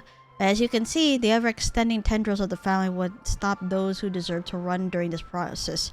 It wasn't just the Watchmaker and Clock Stews who got entangled and fell. Was this good news or bad news? I've said too much. In any case, I'll write this extra story based on your suppositions. Hold on a second. Got something for you. Wood Anime begins scribbling some stories about Old Man Wood. Oh? Thank you as always. Alright, I leave this story in your hands. As for the question, I believe you'll have your own answer deep down in your heart. Anime begins to promote the extra story Dreamjoy memoir in which you are involved in attracting the attention of the tourists. Thank you for the gift, Kuma. Alright, got those. Good. Ah, good. You also get like the extras of the films that you worked on. In that case, let me work on the origami birds next before continuing on to the main film.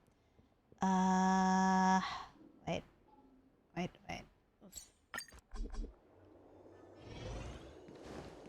Yes, I can get everyone in order. I see.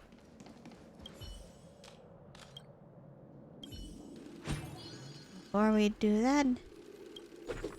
Yep, the origami birds. Let's go ahead and get over there.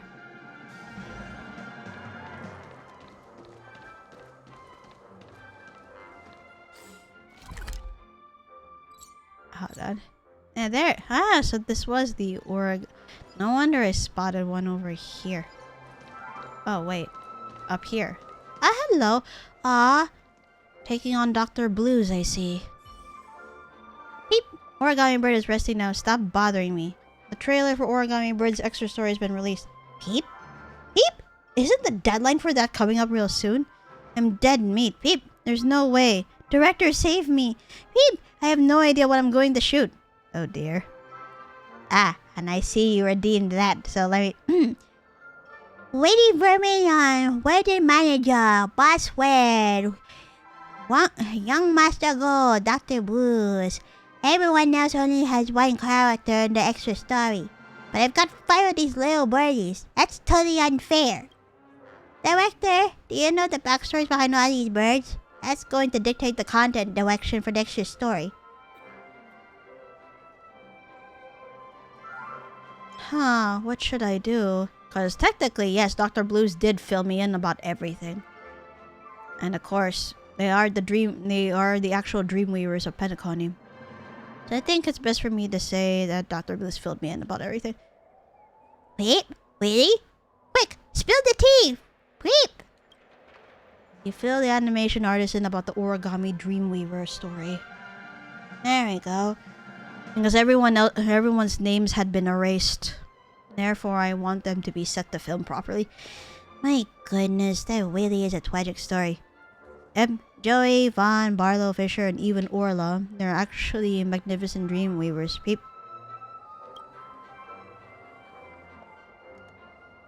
Good. I'm glad that I managed to choose. You know, telling him that Dr. Blues filled everything. Director, thank you for telling me all that. Their stories should not be forgotten. I'm going to use this extra story to record their biographies. The origami anime starts scribbling an extra story about the origami words. That's so much time passed, Sakuma. My goodness. Been here for 6 months. I think it's time. Wait. Time for what? Not done, Peep. Here's the script about the origami birds. Thank you, Director. I can continue my nap now. Here's the story for you. I need a raise. The animator begins to promote the extra story of Dreamjoy memoir in which you're involved, attracting the attention of tourists. Good. Everything's going according to plan. Oh man, the origami bird extras.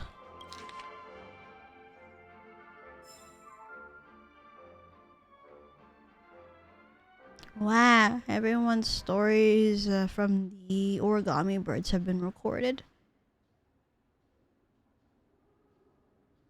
Huh. Let's see. Now the canon passage does not exist in the same timeline as the canonical events. Yes. Alright, now that we got... oh, hello? A lore piece over here. Oh wow, Clocky and the Mirror Princess Part 1.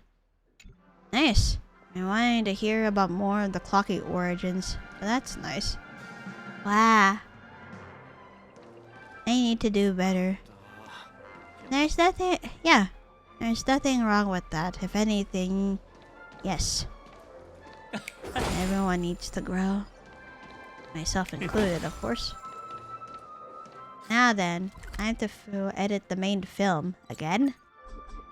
Oh, wait, you haven't? Go eat your dinner. Alright, now I can start editing again. Yep. About that. What about it? Dream Myth Escapade. And then the car chase scene of this script is filmed through Way of the Wolf. Story recap. Clocky brought Old Man Wood to end the nightmarish disasters. Love with the small and barren Dreamville, they decide to call cowboys across the world to explore the strange wilderness outside the town together. What cowboys? Are you talking about the Galaxy Rangers? I haven't even started calling. You should not be putting your health into risk like that. Go make your dinner. The plot phase of this piece, each act will have 2 plot cards. You only need to choose 1 card for the plot ending. Alright. Dream Myth Escapade, eh? This too has been split into different things. The Outward Ruins. After planting the trees and quelling the storm, Old Man Wood and his family accept Clocky's invitation to stay behind and rebuild the town. Even with a powerful helper, the town has been bulldozed into rubble. The rebuilding project will be onerous. Tick-tock! To rebuild the town will need lumber, stone, and fabric. But now that the town's in shambles, where will we find these materials?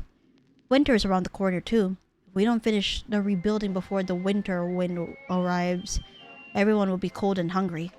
Oh yeah, the meteor was swallowed up by the great tree. It may have brought about many disasters, but it is also ripe with mystical power. Maybe the knowledgeable Old Man Wood knows how to correctly use it. Let's go ask him. As a guest from afar, can Old Man Wood acclimatize to life in Dreamville? How will he and Clocky rebuild Dreamville? Bosstone isn't Dreamville's only enemy. There are more troubling conflicts that await them. Ah, crap.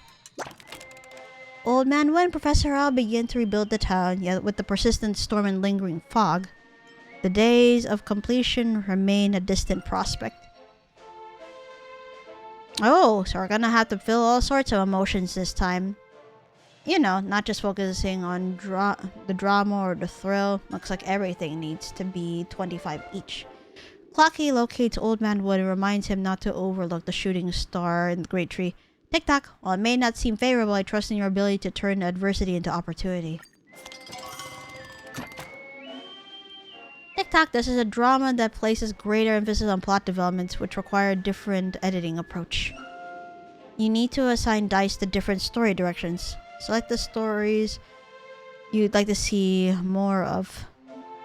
Tick-tock, this time you need to focus on hitting a balance for all 3 emotions to meet the requirements. You can also insert dice by interacting with the card.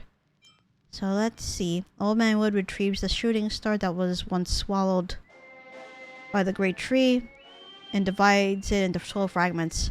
The fragment is buried in the land of Dreamville. Suddenly, the barren land becomes fertile with blooming flowers and flourishing vegetation. The storm surrounding the town dissipates, but Clocky's lingering doubts about the efficiency of the shooting star remain. He must be prepared for any potential mishaps. So he ventures beyond the town in search of more allies.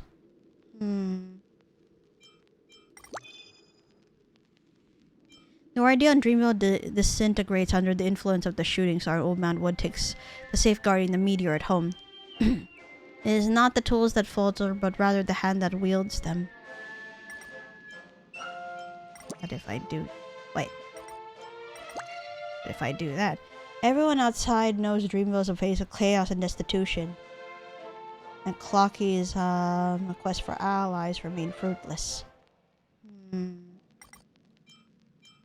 I'll do that.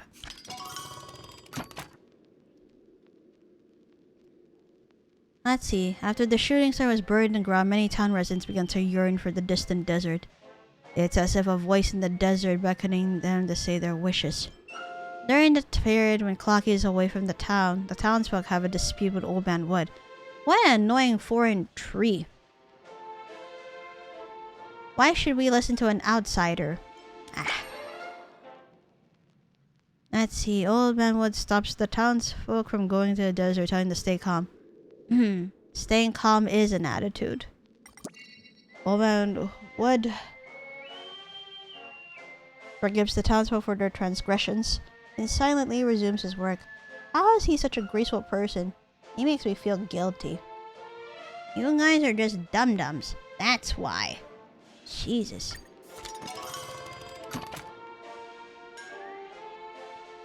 Let's see. Clocky knows that people are beginning to dislike Old Man Wood, so he holds a lecture for Old Man Wood letting him share with his lofty ideals with others.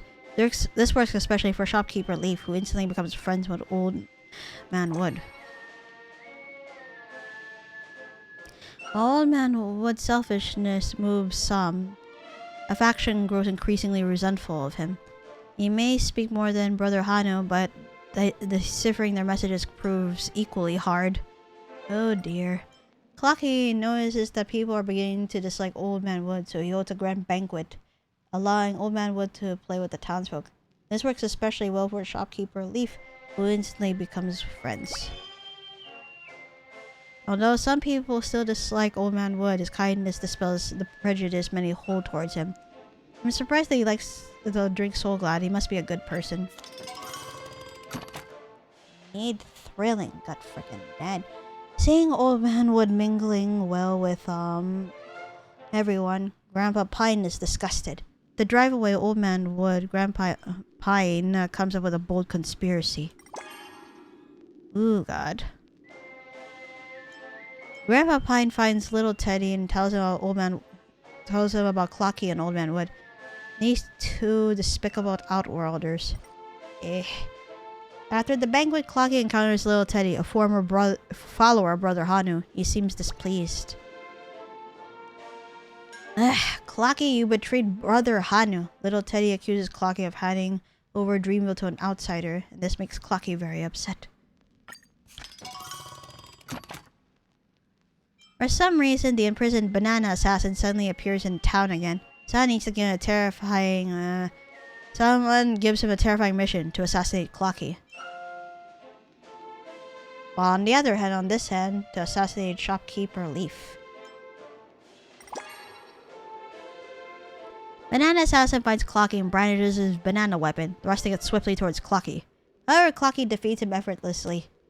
TikTok. You should consider a change of professions. Hold on. Banana assassin finds shopkeeper Leaf and strangles the shopkeeper's stem with his banana peel.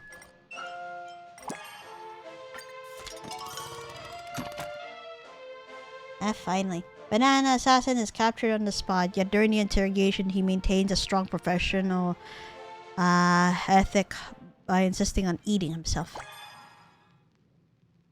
Old Man Wood uses his branches to entangle Banana Assassin and persuades him not to hurt himself. TikTok, it's better to let me eat you than you eat yourself. Little Teddy, who oversees the town's security, begins to search for the mastermind who hired Banana Assassin. He dispatches the puppies all over the town, scoring every nook and cranny in pursuit of crucial evidence. Little Teddy then announces in front of all the townsfolk that the mastermind is Old Man Wood. TikTok, only dogs will believe in him. Oh fine, they are really dogs. I'll keep that for equal. Oof. Let's see, Clocky harbors reservations about placing full trust in Old Man Wood. Yet witnessing Little Teddy escorting Old Man Wood away only amplifies his doubts, causing his thoughts to whirl within the gears of his clock. Banana Assassin, burdened by a guilty conscience, sees out Clocky and decides to unveil the truth behind the incident. It was Grandpa Pine all along. TikTok, now your banana pulp is all pure and innocent again. Clocky knows Old Man Wood must be innocent. He helps Old Man Wood to get away from the chase and begins to help him thoroughly investigate the truth. Clocky then discovers a clue from the Banana Assassin's bill that Grandpa Pine has transferred him a sum of money not long ago. TikTok, the case is solved. The car chasing scene. Alright, let's go ahead. Oh! Blue Lyco, hello! Welcome to the stream, and welcome Raiders. My name is LycorisDreams, and I am a Nephilim VTuber and a variety games here trying to finish the events of Honkai Star Rail. Hello! It's been a bit.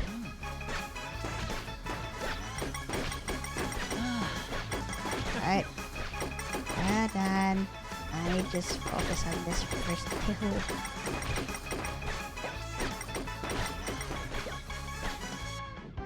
What did I do well, though?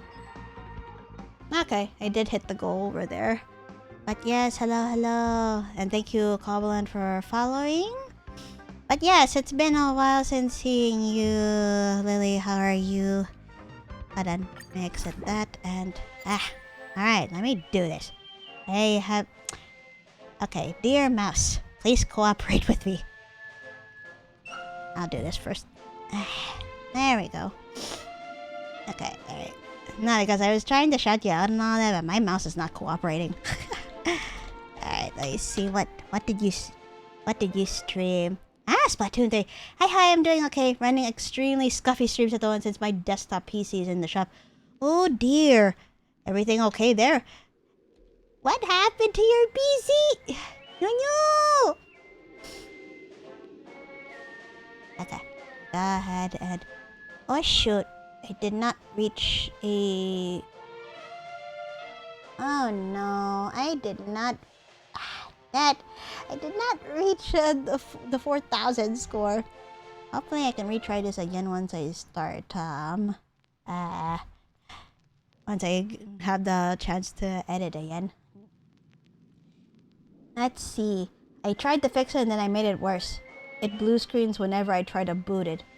So I brought it to a repair shop and hopefully they can fix it. Oh no, I am so sorry to hear that.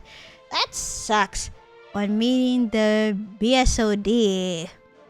Oh no, I'm sorry. Yeah, fingers crossed that they will be able to fix it.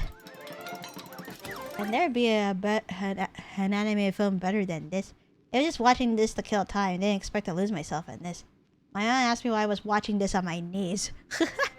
Glad that everyone is satisfied with the edit. But the evil Clocky and the nefarious townsfolk are all arrested and brought to justice. Old Man Wood forgives the townsfolk who framed him and is willing to accept them as his helpers. As Old Man Wood's reputation ascends, Clocky's faith in this friend similarly goes stronger. Tick-tock! The fusion of a clock and tree adds a delightful twist to the work. Alright, continue editing. Where are we? Desert Journey. And again, splitting off in special and classic endings. Let's edit. Hopefully, in the meantime, testing out laptop streaming setups. Ooh, how's that going so far? Like, do you need like apart from your laptop, do you have anything else to like set it up with?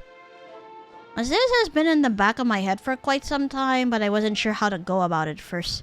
So it's nice to hear that someone is doing laptop streaming setups. With the rowdy citizens taking care of, Dreamville's development is slowly starting to show signs of improvement. But the town is still too impoverished and too small. Clocky knows that for Dreamville to become stronger, it must forge ahead to even farther distances. Tick-tock! The present Dreamville is too backwards. This won't do.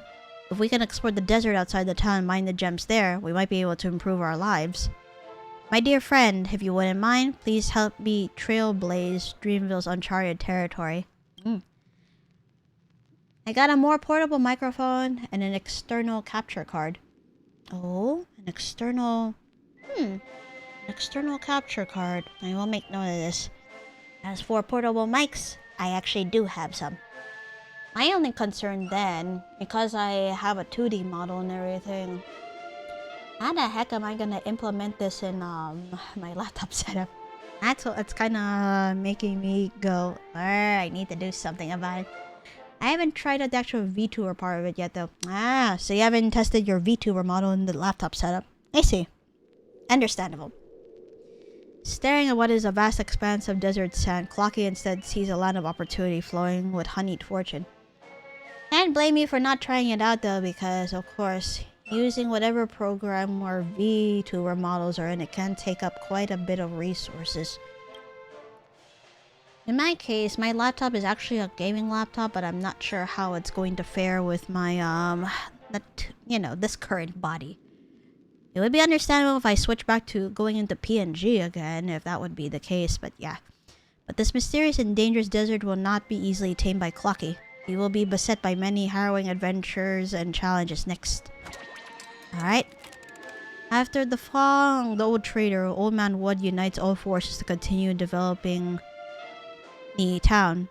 However, due to insufficient manpower, the work doesn't go smoothly. The emotions have to be at 35. Oh shoot! I forgot to... Nah, I forgot to read the thing. Let me quit completely for a bit. Editing did not technically fail. I just decided to do that. Alright. Alright. But did that reset my... No, it did not reset my progress. Let's go. Stuff like PNG is probably okay if you're on the go. Yeah, it's just that my phone that I use for the 2D tracking, it's also attached to a stand that also cools the phone at the same time, so that it doesn't get overheated or anything. That's why I'm just like, I wonder if I'm gonna have to buy another of this stand for the laptop setup. Let's see. During a meeting, Clocky proposed the idea of inviting more friends from neighboring towns to aid in the development effort. Old Man Wood agrees. TikTok, the incorporation of foreign talents should be expedited without delay. So let's see. Right now... Clocky asserts that the desert holds abundant treasures, and because of that, he becomes a clock monopoly. Scammer Cup discreetly aids him in refining his lie, crafting advertisements that soar into the distance like fluttering pieces of paper. Those provocative words in the advertisements spark fervent debates, igniting a sense of anticipation among the people for the future of Dreamville. Secure a home in Dreamville, be free from debt for the next 10 generations. Well, what about here? Clocky urges the townsfolk to attire themselves as affluent business persons, extolling the town's opportunities to passing strangers, proclaiming that prosperity awaits all who venture here. Of course, Scammer Cup still discreetly aids him into refining his lie until everyone buys into this enticing promise. No, not there. Eager youth seeking opportunities express their enthusiasm to journey to the town and explore the desert. Here lies a haven with rich fools and cheap land. Waste no time and make your way here. Ha! Nah, I'm trying to figure out what would be best. At least the other one is honest. You know, here lies a haven which fools and cheap land. Waste no time and make your way here. Okay, let's do this. Let's see. During their concert tour, Mr. Ice catches wind of the rumors that the town is a treasure trove of opportunities. He and Miss Snowflake then quit their jobs and embarked on a journey to the town to establish their very own ice factory. So what happens there? Unfortunately, Mr. Ice and Miss Snowflake underestimated the harsh climate of the town. By noon, they succumbed to the scorching sun, only to freeze solid by midnight. Their aspirations of establishing an ice company factory now lie beyond reach. How about turning it into a theme park instead? But let me see. Mr. Cabinet stirs with anticipation upon hearing others boast about the town's potential. He already prepared a multitude of goods to sell upon his arrival to the bustling town. What happens there? After Mr. Cabinet embarks on a long journey to the town, he realizes that the barren town is sparsely populated. He stays for a few months, selling far fewer goods than he had consumed. TikTok, that's because you have consumed too much yourself. Nah, I'm trying to figure out like what would be best. But then the theme park too.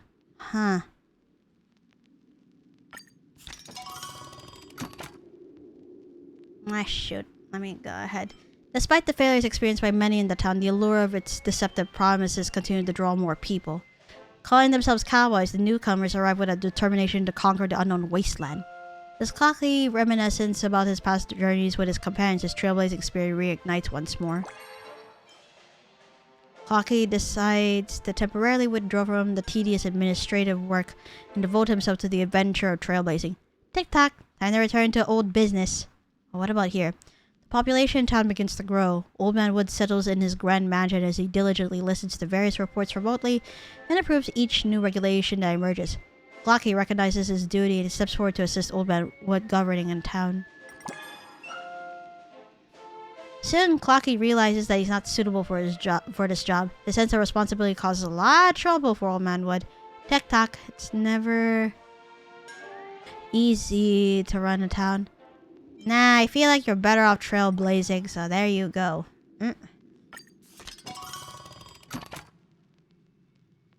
Let's see. Clocky endeavors as an anonymous miner, wielding his spade and shovel to unearth valuable minerals hidden deep beneath the town's surface. As one mine after another is unearthed, Clocky finds himself growing weary. It's still better to be a cowboy.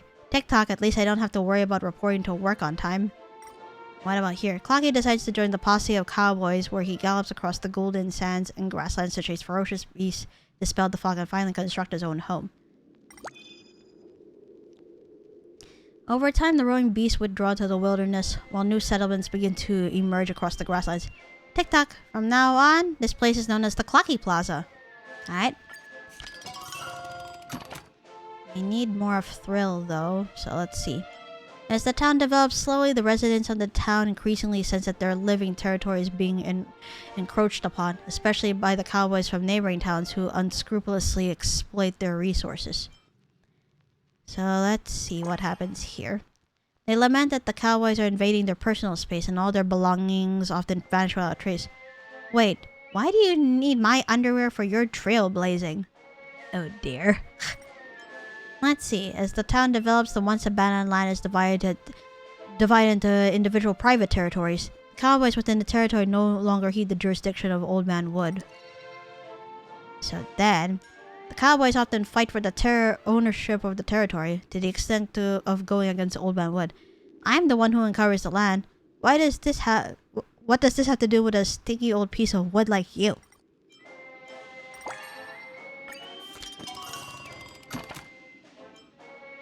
Let's see. Sensing the increasing tension between the townsfolk and the cowboys, and the war between the two factions is imminent, Clocky does nothing to stop them.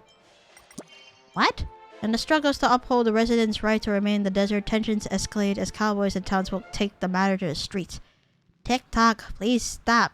Stop fighting or things will get worse. Why didn't you do anything about it then? To resolve the conflict, Clocky stands between the two factions and tries his best to maintain order in the town. But even when everyone respects Clocky, it is still difficult for both factions to give in.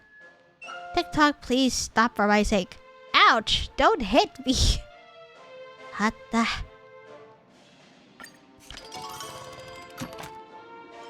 Complaints swarm towards the heart of the town like snowflakes. Old Man Wood finally decides to act and discipline these ungrateful cowboys. Let me see. Old Man Wood then sends out the guards to arrest the disobedient cowboys and educate them. Trailblazers will have to abide by Wood's law too.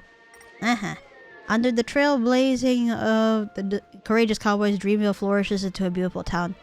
Clocky returns to the heart of town, reaping the fruits of his labor with the abundant harvests.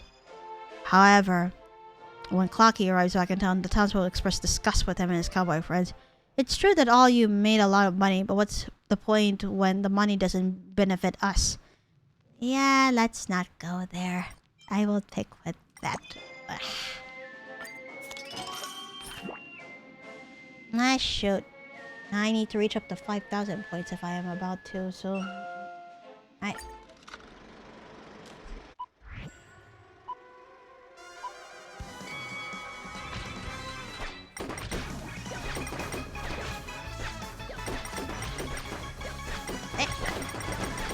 Oh god. Okay, that kind of scared me a little bit.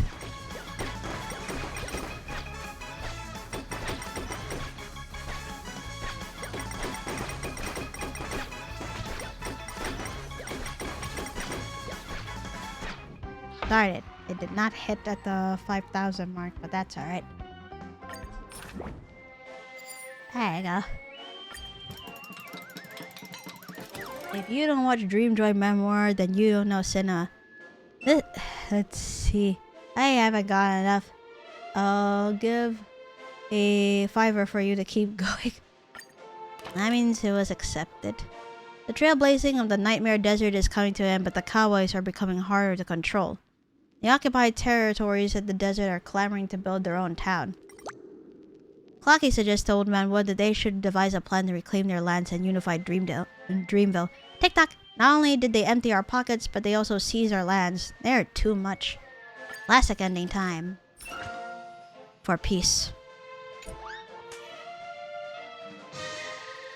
Dreamville's domain has expanded manyfold. What was sparsely populated locals are now packed with myriad buildings, their flickering lights like shimmering stars across the landscape. The brave cowboys gallop freely among them, adding a spark of life to the town, albeit sometimes causing a bit of a ruckus. Tick-tock! It's all thanks to Old Man Wood that Dreamville has had a major turn of fortune. Can you even recognize it now? But this is by no means the end of Dreamville, nor is it the end of my journey. I once had a dream. In it, Dreamville had even taller houses and even brighter lights, and everyone in the world wanted to come to Dreamville to have fun. If I want to realize this dream, the town must stand together united, even if the cowboys have to suffer some slight. Clocky's eyes glint with resolute will. No matter how distant the dream is, it can come true if one puts in enough work. But a beautiful dream always requires the dreams of others to fuel it. To recover the lands from the cowboys, Clocky begins to help Old Man Wood negotiating with the cowboys to find... negotiating with the cowboys and finding a way to reconcile. However... oh shit, everything needs to be 50 now for all the emotions. However, the contradictions between the two factions cannot be resolved overnight. To foster reconciliation, Clocky dedicates immense effort. Tick-tock! Violence never solves anything. Win and you go to jail. Lose and you end up in the hospital. Alright, you need more thrilling bits. Although dramatic is close to being 50 anyway. To seize the most fertile land in the desert, the cowboys get into a violent conflict with Old Man Wood's guards. Even the kind-hearted Sister Wildflower cannot stand it anymore. And so Sister Wildflower begins to sing for both factions, inciting everyone's anger. Well, everyone could have held a singing competition instead of fighting. One day, to broaden their business ventures, the cowboys illicitly introduced prohibited goods into the town. They had a large number of gems to Soulglad, aiming to assert control over the townsfolk. Uh-oh. Many townsfolk become sluggish due to the influence of illegal Soulglad. To aid the recovery, shopkeeper Leaf enforces a ban on all imports of Soulglad. Isn't this approach too extreme? That's not... ha.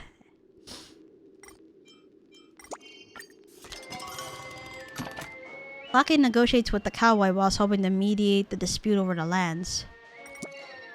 Yet the arrogant boss turns a deaf ear to the advice and persists in dominating. Tick-tock, if Brother Hana was here, you'd be dead. But then... Sister Wildfire embarks on her concert tour throughout the wasteland, singing songs of peace to quell both factions' angers. Unfortunately, along the way, she encounters the lingering remnants of monsters. Neither the cowboys nor the old man would rescue Sister Wildflower, and they blamed each other for it. Tick-tock, she definitely doesn't want to see you all blaming each other like this. Negotiating then. Oh? Cowboys forcibly expelled the townsfolk from the desert, aiming to seize more of their properties. In response, the townfolk armed themselves heavily, prepared to fight to the death in defense of their homes. Everyone in the town is terrified and believes that a war is about to break out. Is it better for us to stack up the stones now? Instead of stopping the cowboys from getting illegal earnings, the ban on Soulglad causes townsfolk to give money to cowboys for the smuggling of Soulglad. Oof.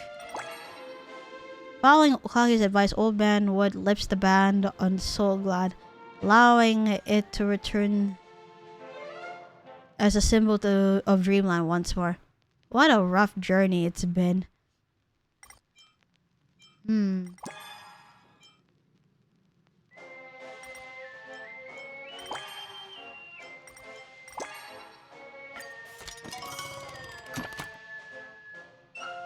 Shoot.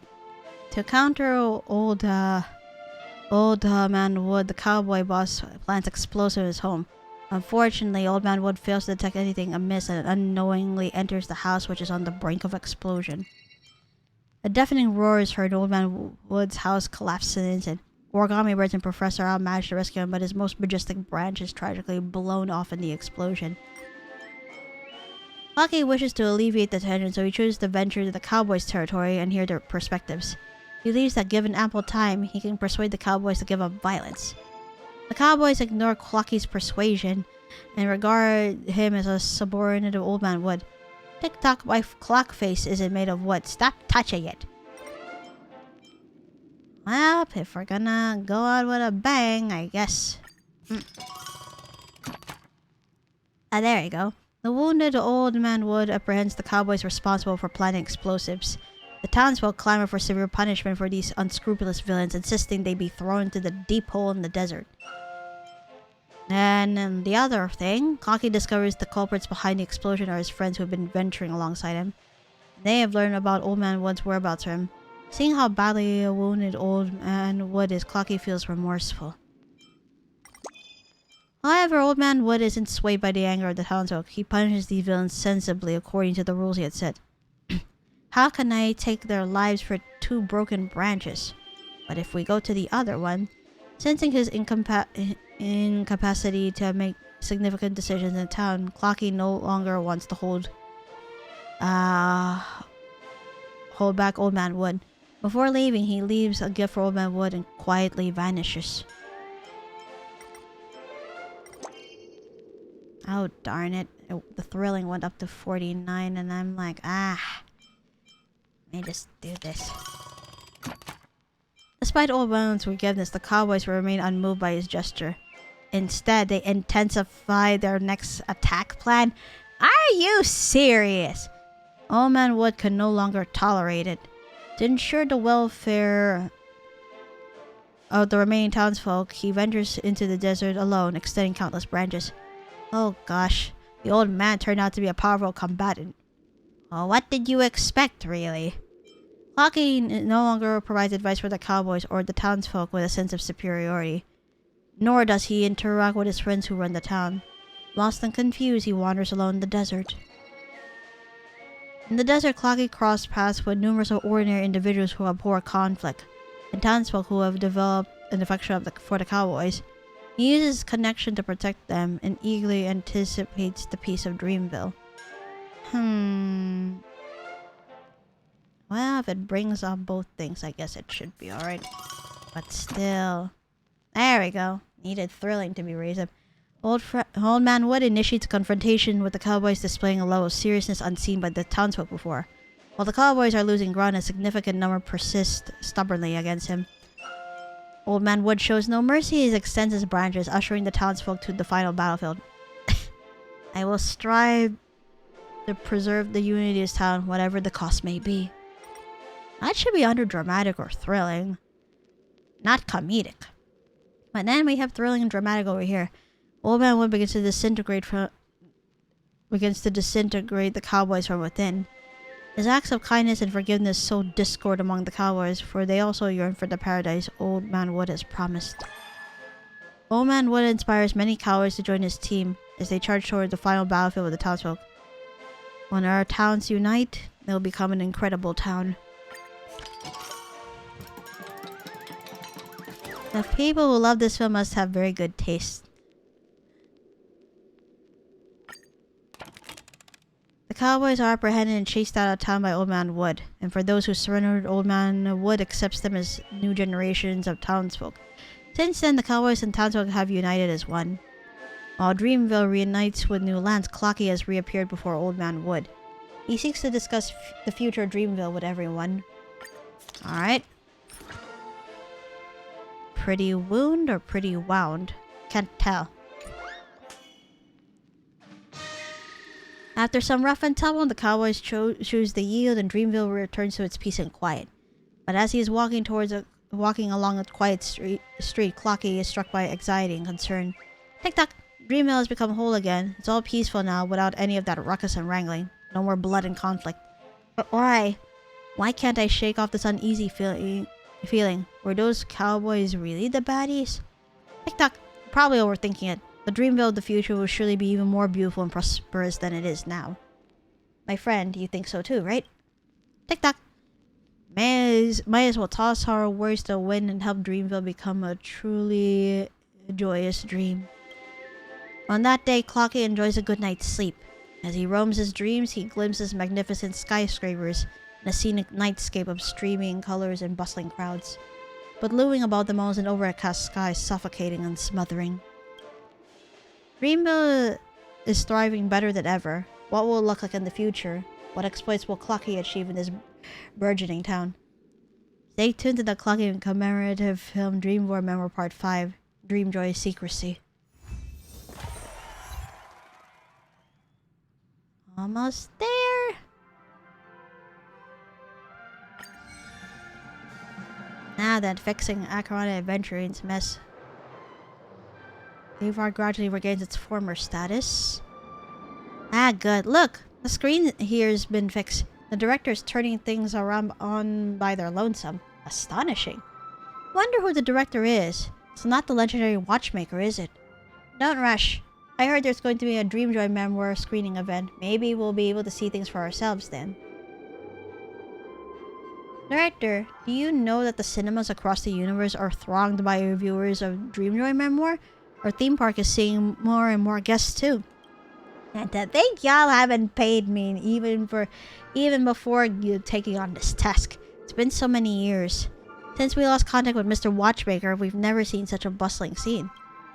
The story is full of twists and turns, has a creative plot, and features lively characters. This has been my first time hearing nothing but good reviews from those fussy movie critics.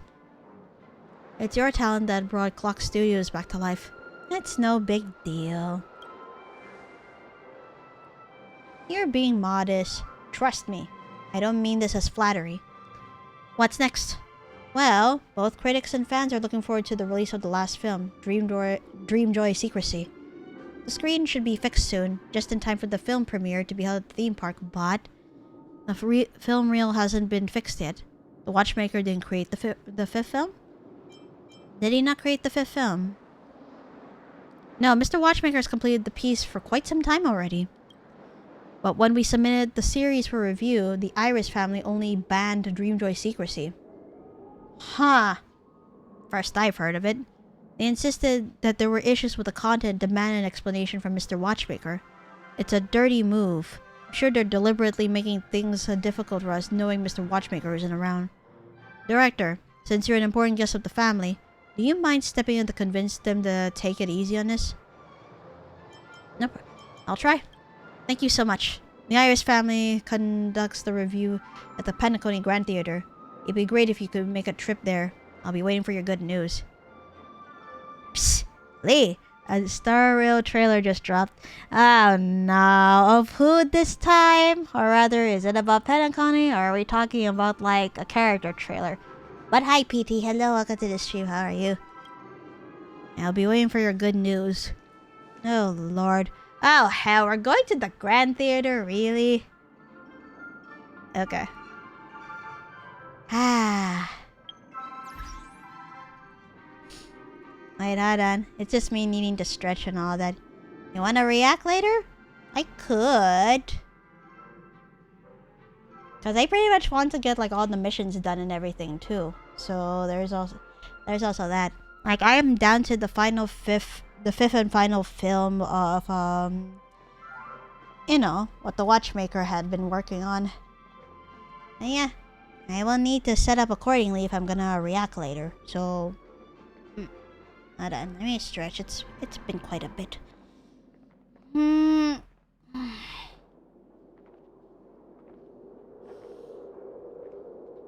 Gosh. Not sure if it's the weather or anything, but yeah, I've been getting... You know, it's like back pains and I'm like, oh no, is the Void Moon curse falling upon me again? Could be. That's the only thing I can think of right now because normally my lower back doesn't hurt like this. Plus I've been sensing other symptoms. There's that. Alright, stretch legs. Okay. Make sure that my legs suddenly don't go into a cramp or go numb, or that's just gonna be a bad time for me. Yeah, sure, I'll react later. I haven't even clicked on the link yet. Alright, I realized that I have not taken my break yet, so I'm just gonna go ahead and take a break for like 5 to 10 minutes. Okay, be right back.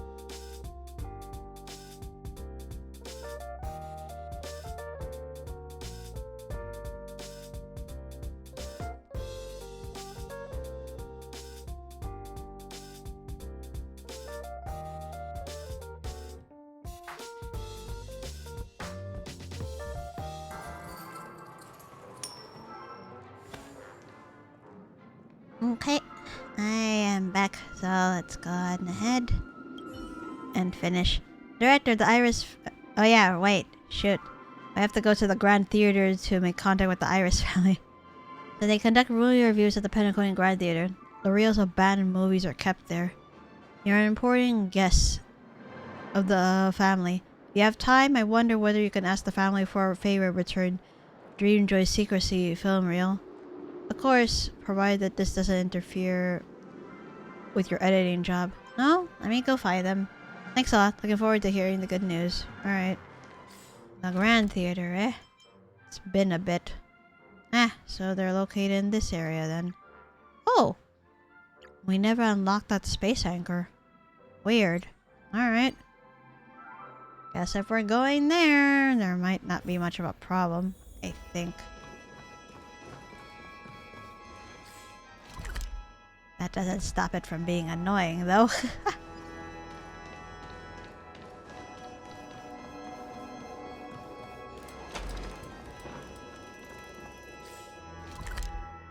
Oh, there you go. Oh, there's a Brother Hanu thing, a puzzle thing over here, and... Okay.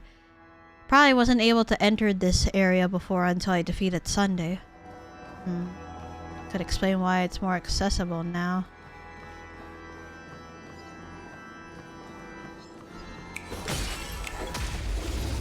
There you go.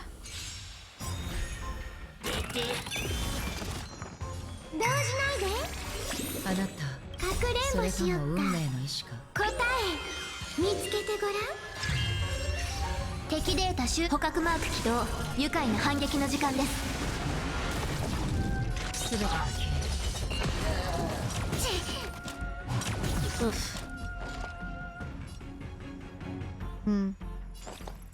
おや？おや？涙雨。触れてあふれる。 Whoop. Nice.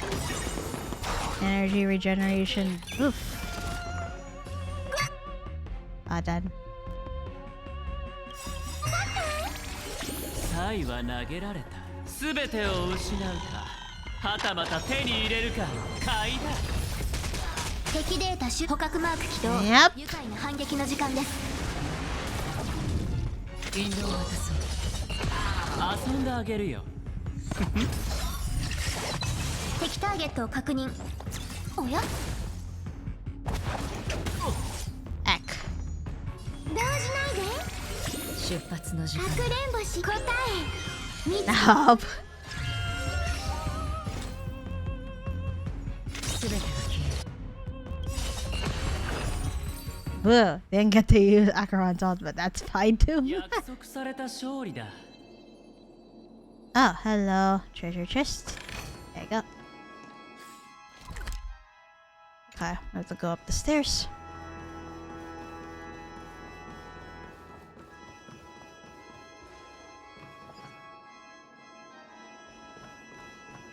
I see a box of explosives, and that's definitely Hanu's thing. Why not then? Let's poke around here first. Activate the, there you go. Okay, activate the anchor. So then...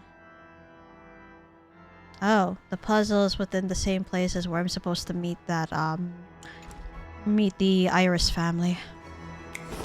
And in that case, let me just... Oh, hello? There's an origami bird at Hanu's tea. There's no tangible feel of feathers. It's as if this origami bird is in another bizarre dimension. I tried to dive into the TV for a look. Maybe you'll find it in the world of animations. Apparently, gathering all episodes of Hanu's adventure qualifies one to enter the television and participate in the filming of the animation. Peep. So, in other words, I can't... Unable to conduct operation in its state. Is it because I need to do something else right now? Let me go back there later. Jesus. I can... Oh, there's a... I see. There's a lore piece. There's the dream ticker, which is probably the puzzle. Title: Aeon Genesis Preservation. This is a foreign film imported and produced by the IPE, Interastral Peace Entertainment. The story is set in the universe after the occurrence of the Emperor's War II and centers around young IPC employees who pilot mechas to maintain galactic peace in the name of the Amber Lord. Review. From the 23rd to 53rd minute, the monster named Inherent Sin of 100 Arms that the IPC mechas are up against appear to allude to a certain Cordmaster. Additionally, the movie contains a lot of advertisements and elements that promote the belief in preservation. It is recommended to cut the violating scenes before releasing the movie. All the things that were banned, huh? Title: Alarm Clocky. Alarm Clocky is an independent film produced by a dream chaser. The story is about Alarm Clock Boy's adventure in Sleepy Town alongside brother Nuno, cardboard birds, and their challenge against President Pebble. Review. The story and character design of the movie violated the rights and interests of Clock Studios. The movie is banned until the expiry of Clocky's copyright. Sheesh. Title. Now there you go. Here's the final film we were supposed to edit, but the Irish family took up in arms against it. Title: Dreamjoy Memoir 5, Dreamjoy Secrecy. The movie is the fifth installment of the Dreamjoy Memoir series, which tells the story of Dreamville after its prosperity, where Clocky and Old Man Wood part ways. To preserve the blank and blank of the town, Clocky sets up Dreamville and begins blank blank blank. Review. The movie contains controversial topics and should be banned. The style of this movie deviates from the previous Clocky pieces. It has the potential to cause negative effects. A temporary ban is recommended, and an interview should be arranged with its creator. Halt! Who goes there? The Panaconi Grand Theater is currently closed to the public. Wait, you look kind of familiar. Oh! I met you at the Clock Studios theme park before. You really have a thing for odd places, huh? Tell me who you are, I'll have you nabbed by the bloodhounds. I'm one of the nameless of the Astral Express. I'm the hero of the hero of Penacony, the legendary galactic baseballer. Well, I'm the hero of Penacony. Jeez. That title. You're the gray-haired guest who recently helped the family with the trouble, aren't you? Please forgive my rudeness earlier, and allow me to introduce myself again. I'm Mimosa, a member of the Iris family. Aside from business liaisons, I'm also in charge of managing the film and television productions in Penacony. Is there something you're looking for in the Bard Theater? I'm looking for an animation film reel. Animation? Oh, you must be talking about Dreamjoy Secrecy by Clock Studios. Heh, the nameless are indeed as helpful as they are described.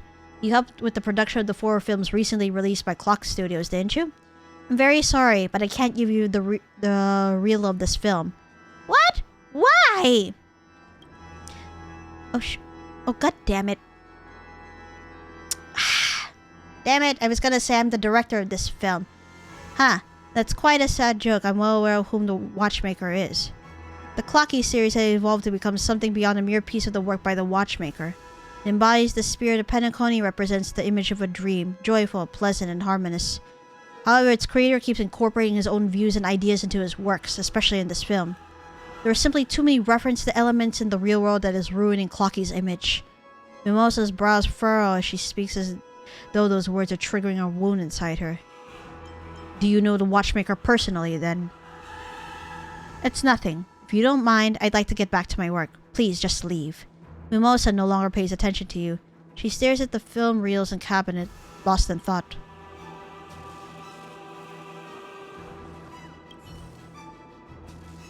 Why are you still sticking around? Even though you've done the family a favor, I can't allow you to keep interrupting my work. Let's try reading her inner thoughts.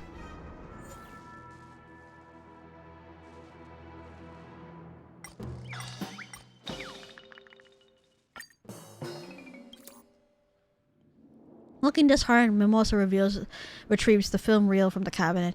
After all these years, he still stands by his decision from start to finish. What a stubborn man. Sounds like you have a story to tell. No offense, but the way you wander on aimlessly reminds me of him, the Watchmaker. Those memories are supposed to fade away, but since they've now come to mind, I might as well share them with you. After all, he's your nameless senior. Believe it or not, I was once involved in the creation of Clocky.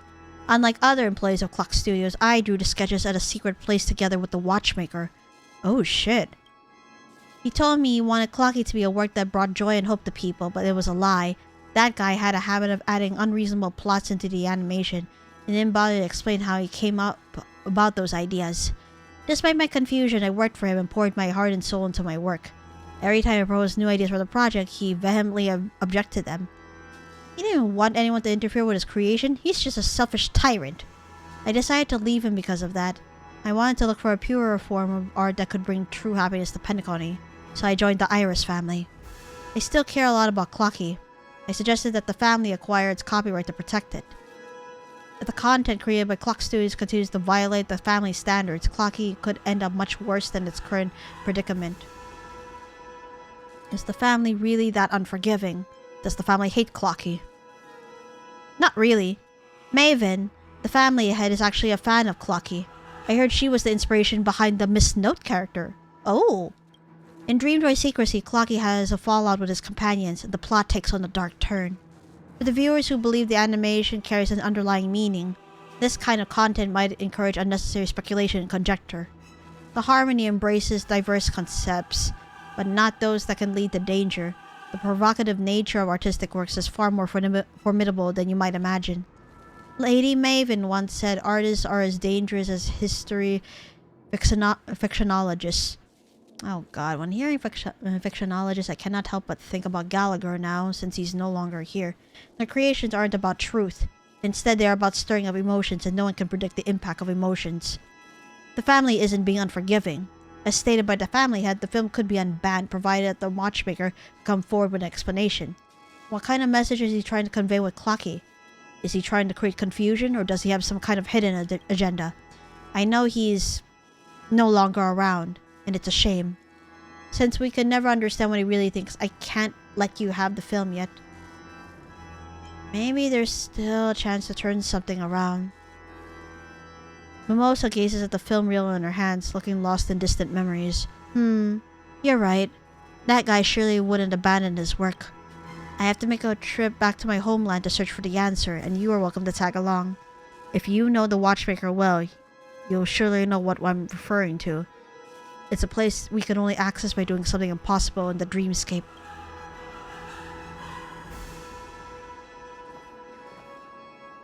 Hold on, let me pick this up first.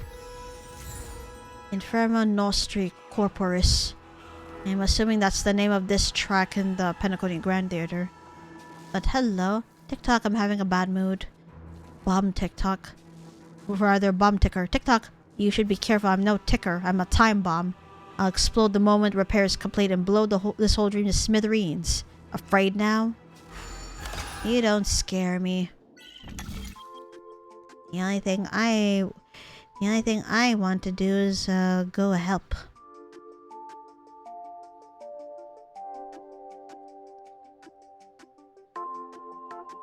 Alright, so how shall we solve this thing? Let me check all the available pieces we have. Just like the yellow pieces and the blue pieces, eh?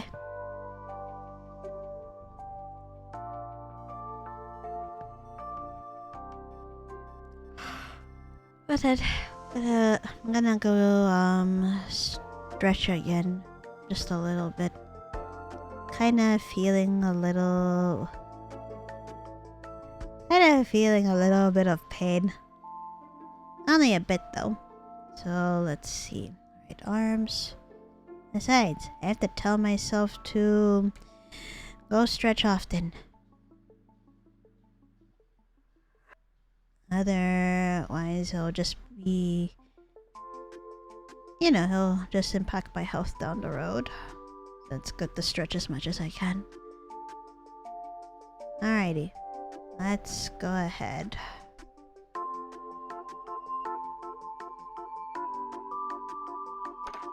Oh, no. Whoop.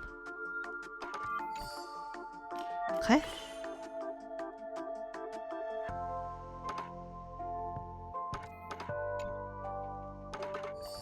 There you go.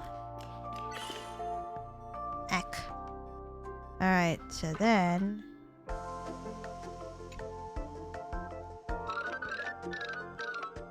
Oh. So it's only gonna rotate like that, and... Not done. No.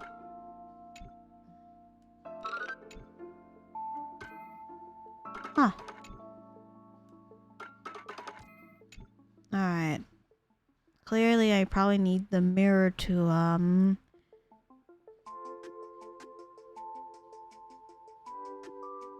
Okay.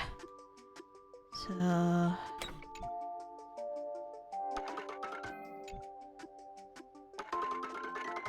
Oh, okay. Got it. I think. Oh, but it can't really rotate all that much.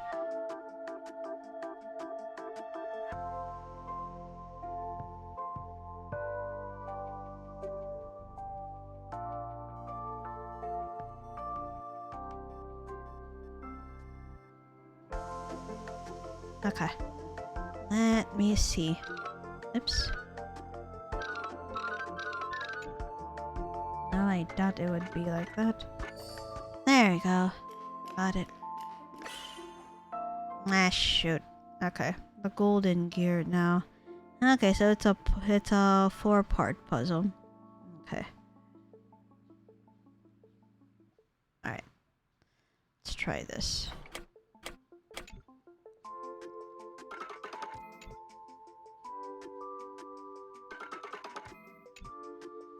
Okay. So then...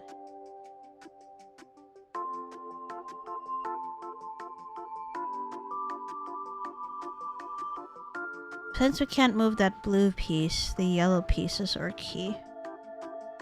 So let me just figure this out a little bit. Okay. So over here. And then over. There we go. Got it.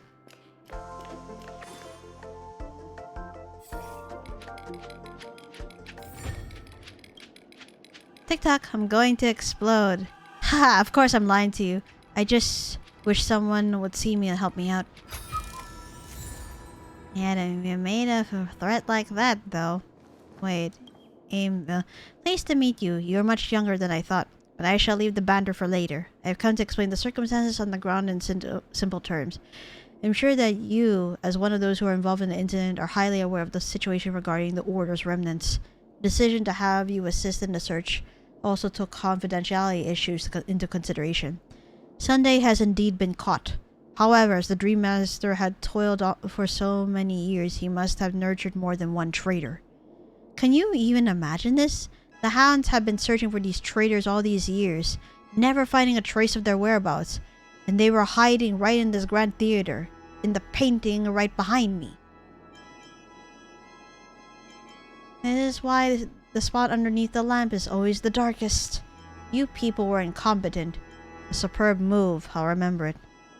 This is why the spot underneath the lamp is always the darkest. After enjoying an extended period of peace, our attitudes have indeed grown indolent. We thought the traitor would never be in the Grand Theater because of the building's status in Penacony. This error is a result of our own ignorance. The traitors all hid or ran, but it must have been difficult for them to clean up the scene in the rush. They set many traps, turning the room and the painting into a maze to impede our search. Come to think of it, there must still be plenty of loot in the room. Now with your help, those traitors won't be able to stop the hounds, no matter how crafty they are. Let's step into the painting and carry out justice for Penacony. Ah, this one, huh? Oh shoot, and I hear an origami bird nearby. But where? I guess I can poke into this for now, just so I can take a break from... little break from the film. Stay vigilant. Danger lurks in every corner. We've already lost a few of our brethren to this maze. Ah, this place. I don't like it either. But my goodness. As it took some time for me to just like go around and all that.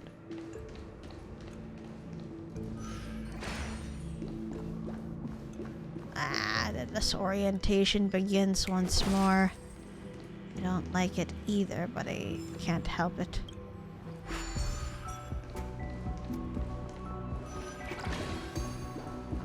Let me see. I see. This place has been blocked and all that. So I'll have to go through this. Alrighty. I remember in this part too, I missed an origami bird in this place. I wasn't sure how to reach it back then too. I wonder if I'll be able to right now. Alright. Yep, move the module. There we go.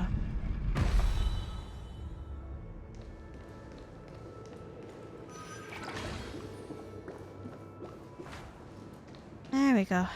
Let's stop these first of all. Okay, good. Now to move that up here if we can. Eck. Oh no. Nope, I don't have enough. Whoops. That's why we are able to go back over here.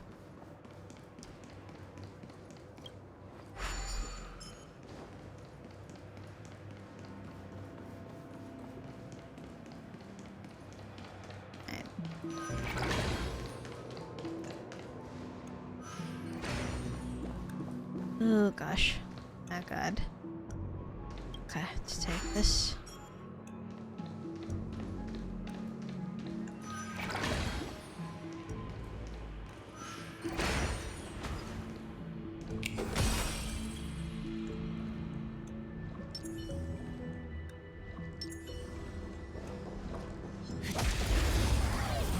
Might as well fight y'all off. 優しくするね。動じないで。あなたすべてが消える。こちら側が優勢です。おや？ Sheesh. 敵データ捕獲マーク起動。愉快な反撃の時間です。涙雨。ふり手が触れる。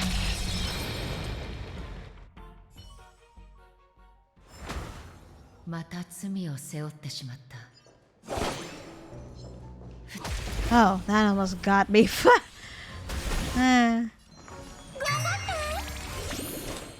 引導を渡そう。こちら側が優勢です。おや？涙雨。ふり手が触れる。Nope. It's a good thing I reacted quickly. また罪を背負ってしまった。 Otherwise it... Oh, I have to move the module again. Alright. Hold on. Before I do that...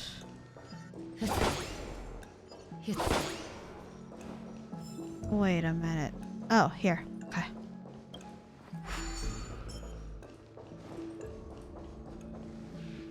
Ah, okay. I understand now why we need to move it.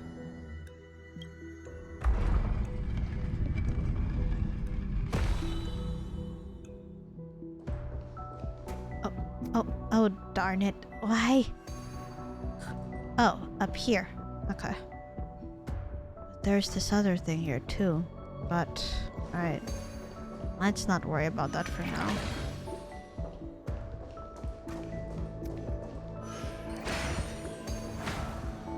Eh? Oh shoot. Is there... Shit, something's nearby. But I can't sense it. Oh. Okay. Fuck you. Oh my god. 動じないで。 Oof. 出発のか時間くれんぼ答え見つけてごらん。すべてが消える。 Ow. Heck. Oh god, I hate all of you, my god. Alright, 捕獲マーク起動。愉快な反撃の時間 get です。 done. 涙雨。ふり手が触れる。 Ah. Oh shoot. Snap.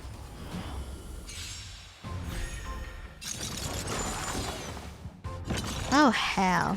Go away. 優しくするね。頑張って。 Yep. ウィンドウを渡そう。またか。イカ様は何敵ターゲットを確認。おや Yet again. 愉快な反撃の時間です。涙雨。ひっ。触れてよ。 Yep. Bye.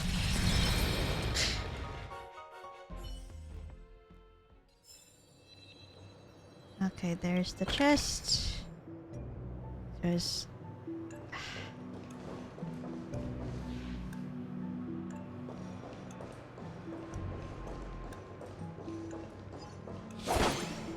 Oh shoot. I don't... Oh, okay, hold on. Get this fixed.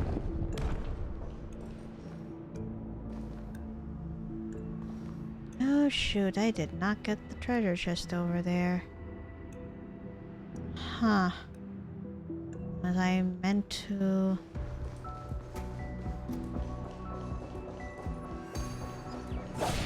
Oh. Oh, hello? Jesus. Beep, beep, beep. How did I get in this balloon? This room's really strange. Each time someone enters, it will rearrange its layout with a swoosh. Beep.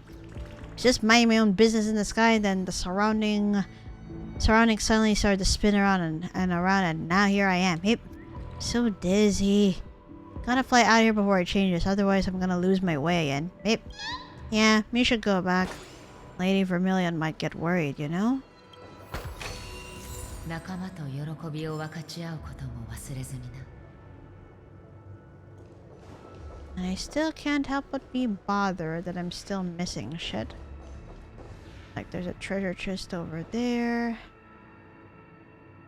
Nothing else, right? Like it's just that treasure chest in particular.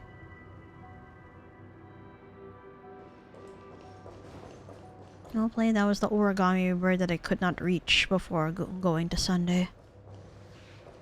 But wait, this is closed. Huh. Maybe I'm missing something.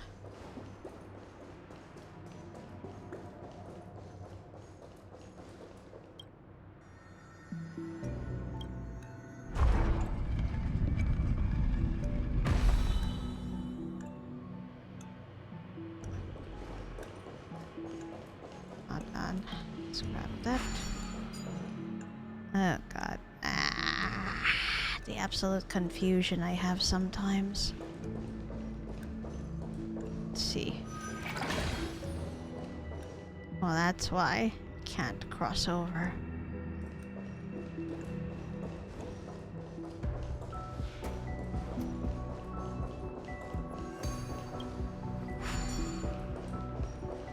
Unless I enter that way instead.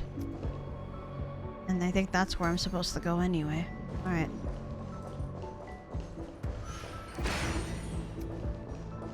Because I think that's a switch that I haven't gone to yet. Alright.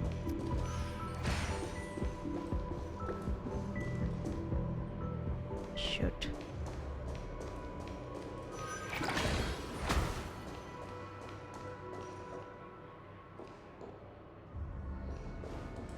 Hold on. Let's see if I can find it.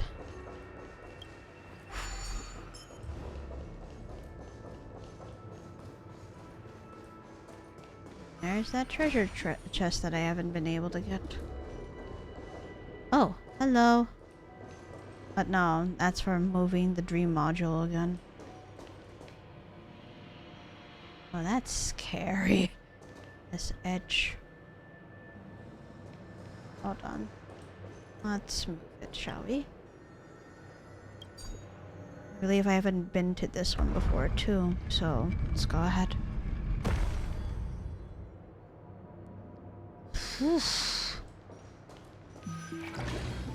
Just leaves me a little unnerved when it comes to the heights. Oh shoot, that's back to where we were. Damn.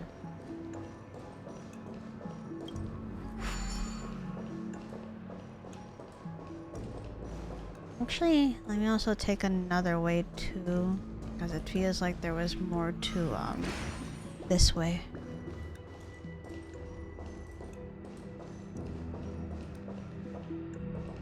At the same time, I cannot reach over here.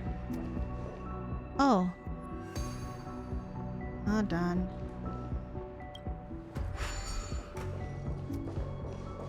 Yeah, this is what I don't like about these rooms in Pentagon. It's just like here and there and everywhere. Okay. Try to switch the thing first. Otherwise, I can just do this at a different time too.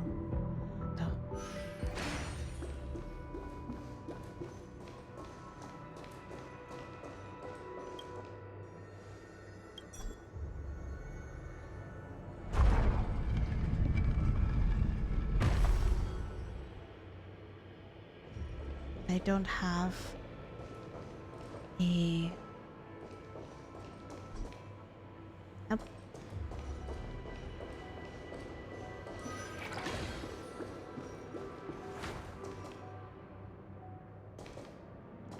Oh, what the heck? We just basically went all around. Alright. Let me try not to get overwhelmed here too and attempt this another time. Right now, it appears that we have to follow Mimosa to Dreamflux Reef. Alright? You wanted to go here due to the watchmaker, right? Oh shit. Traitor? Why did you come back? I'm sorry. Oh shit, what happened here? How dare you come back, you traitor to Dreamflux Reef!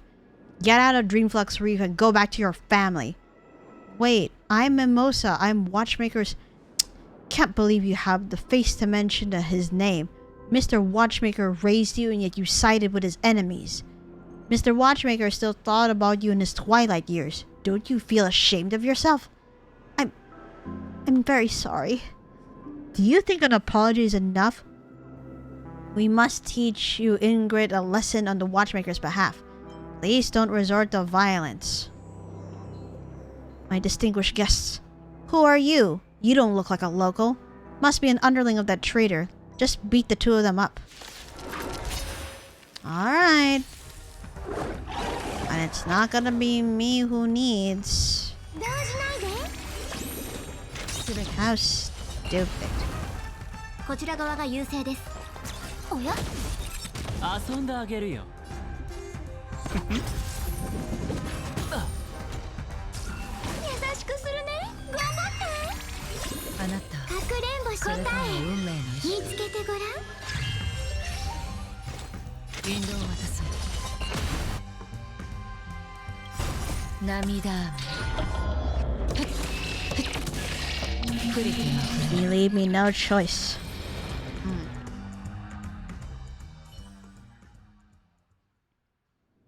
Ugh, she's a tough one. Don't worry, I just asked Mr. Mika to be here. They're finished. Oh? Mr. Mika, we're counting on you to punish the traitor and her underling. I'm sorry you have to go through this, my friend from the Astro Express. Ah, Astro Express. Could that mean Mr. Watchmaker's? You guys should go. Don't embarrass Dreamflux Reef anymore. Okay. Let's bolt. I think we've messed with the wrong person. Hey, Mika. My apologies, Lycoris and Mimosa. Are you guys alright? I'm fine. Brother. Oh, shit. You two are siblings? Just like Mimosa, I'm also an orphan adopted by the Watchmaker. There are many more kids like us in Dreamflux Reef.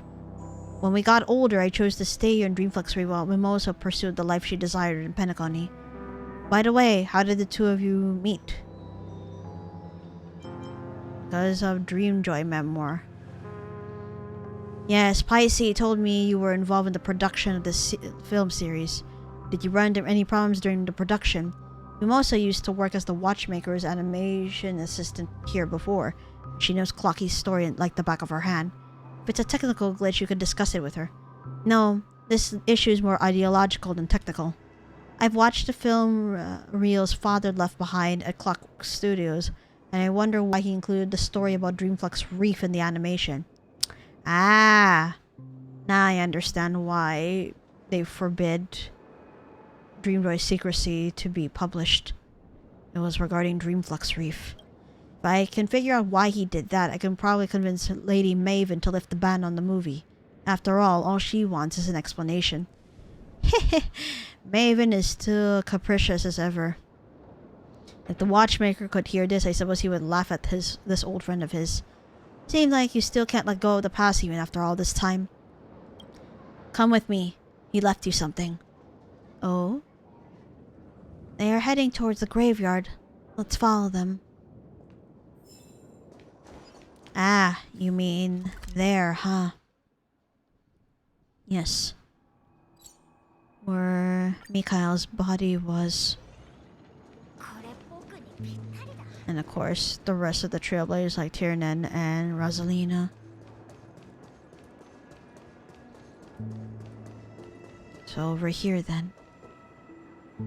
Are these letters from the watchmaker for me? Yeah, I couldn't find you, so I kept these letters here, thinking that you might find them when you visit him. Now I can finally return them to you. 1, 2, 3 drops tears fell into the letter paper. Aw, Mimosa, my stubborn pony, how's life in the dream? When will you ever see this letter? I bet you're still mad at me for painting those ridiculous stories, restricting your freedom to create, and yet I never explained my reasons for doing so. Perhaps you'll find it hard to accept my reason, but I truly mean it. I wish to protect you and your aspiration. I know. Ever since you were a child, you aspired to go to the idyllic dreams above the dome, to witness the dream chaser's happiness, and to see smiles on the guests' faces. That's because you're someone who loves to bring joy to others. That's why I'm afraid. I'm afraid the stories I wrote in my creations will tarnish this innocence. I hope that there's always a dream in your heart. I hope you'll never be skeptical of this world. But I figured it out now. You're a courageous and kind child. Your pure intent will not be crushed easily. Hence, I am now willing to be truthful and tell you the reason for creating Clocky. It's because I do not want people to forget everything in their dreams. From the conflict in the prison, to the countless catastrophes, to the expansion of nightmares, to the establishment of sweet dreams. Along the way, I've witnessed the people in the dreams gradually coming to a standstill without looking back. They said the world outside of dreams is cruel, and one should no longer look back at these sorrowful pests and dreams. However, a pleasant dream must always move forward in the trail of blazing flame and look back. And so I put my pen to paper and rely on my childhood friends to keep these precious memories for me. If sometime in the future when all histories are covered in carols and all coming days are buried in laughter, and people can never wake up again, Clocky might be the wake-up call to their existence. Oh yes. Do you still remember? I secretly told you once that the brain of Clocky is actually a compass that leads one to the future. And now this compass belongs to you. My past has ended. Please use him to record your future. Love always, Mikhail Char Legwork. What an amazing animation artist. What an amazing father. What an amazing trailblazer. You're right, he has been trailblazing forward with his life and engraving his past memories in his creation. The watchmaker. Why didn't you let me know earlier? Mimosa. He had always wanted to protect you, so he chose not to tell you about his less than glamorous past. But if I had known about it earlier, I wouldn't have left Dreamflux Reef and abandoned Clocky. To put it in his words, that is the route you've chosen. Moreover, it isn't too late now, is it? Yes, it's not too late. I request to meet Lady Maven immediately and tell her the watchmaker is only trying to document the history of the Penacony that shouldn't be forgotten. I believe she will understand such a reason. After all? It's nothing. She's a reasonable person, so don't worry about it. Mimosa, you're still as clever as you were when you were a child, getting things done promptly and decisively with a keen eye. Alright? You can always catch up later. What's important now is to get this movie successfully released. I understand. It is undeniable that Clocky can bring happiness to people. However, real happiness doesn't come from forgetting the sorrowful past, but from calmly embracing the past after experiencing the sorrow. Lycoris, I'll think of a way to pass this film reel to Clock Studios. Please, you must make sure it hits the screen. Add it. Now to report back to Pisces regarding the matter.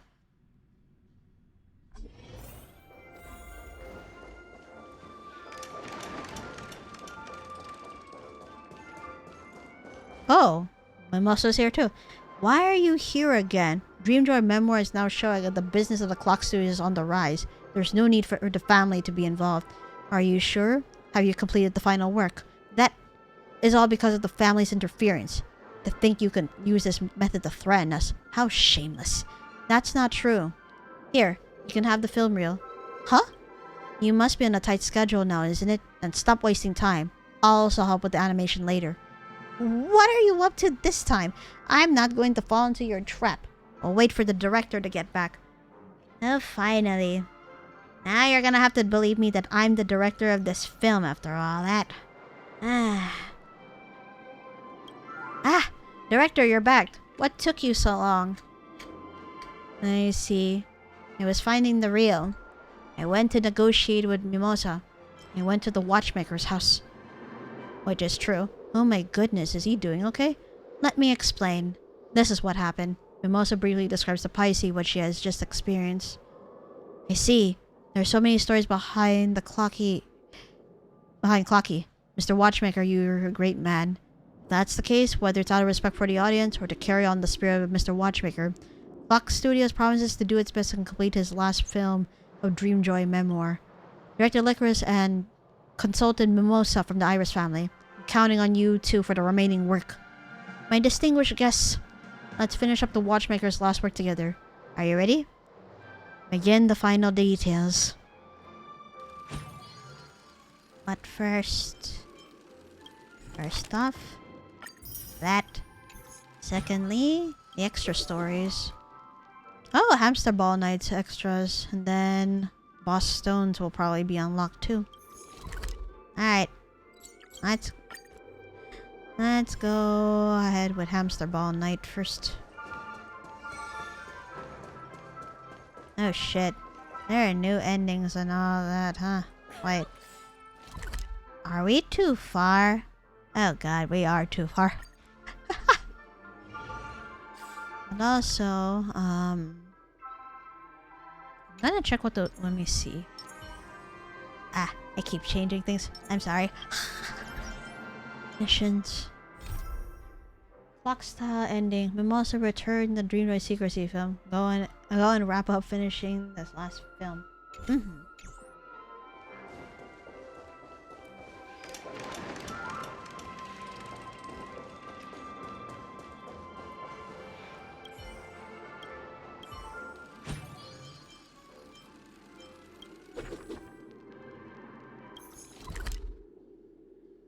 They're right over there. What the heck?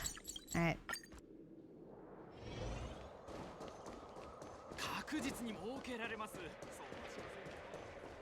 Hello, hamster. Move. This is urgent. Be quiet. The trailer for Hamster Ball Knight's extra story has been released. That was fast. Faster than the Hamster Ball Knight's, Velociraptor. Wait up. Director, please, can you help me come up with something? Something the matter? Hamster Ball Knight is different from the rest of those cartoon weirdos because he isn't imaginary. He's real. Just last week he came first in the Meteor Spheroid race. But it actually brought me trouble. As a Spheroid star under the Iris family, I can't even apply for an interview with him. If it weren't for the fact that our authorization for his likeness is still valid, I wouldn't even be allowed to make his extra story. Based on the old Clocky lore, Hamster Ball Knight was this big doofus who didn't care about anything except spheroids. He was always putting himself into dangerous situations in the name of a race. But his background story can't just be that simple. He has to be competing for the sake of something more important to continue his life risk. It's just, I have no idea what that should be. Director, what do you think Hamster Ball Knight was risking his life for? Quick. Come up with something. I trust you. The affection of others? Hey, a champion certainly does receive affection from plenty of others. Even a chubby hamster can earn the adoration of countless fans just by winning. Seems like all Hamster Ball Knight needs is a little love. Great, I get it now. I'll start pulling some things together based on what you said, so there's no turning back now. Go. Hamster animator starts scribbling some stories about hamster while night. Dunzo! Dang, I'm fast. Hey, this copy of the script is for you, director. You're welcome. And therefore we can begin to promote the extra story.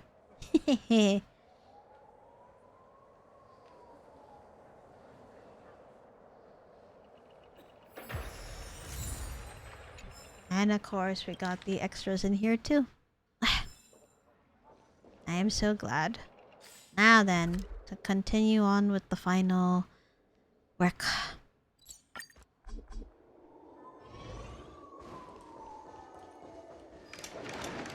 Alrighty, let's go ahead and finish this now. Director, the last film is ready. You can now proceed with the final editing. Begin editing then.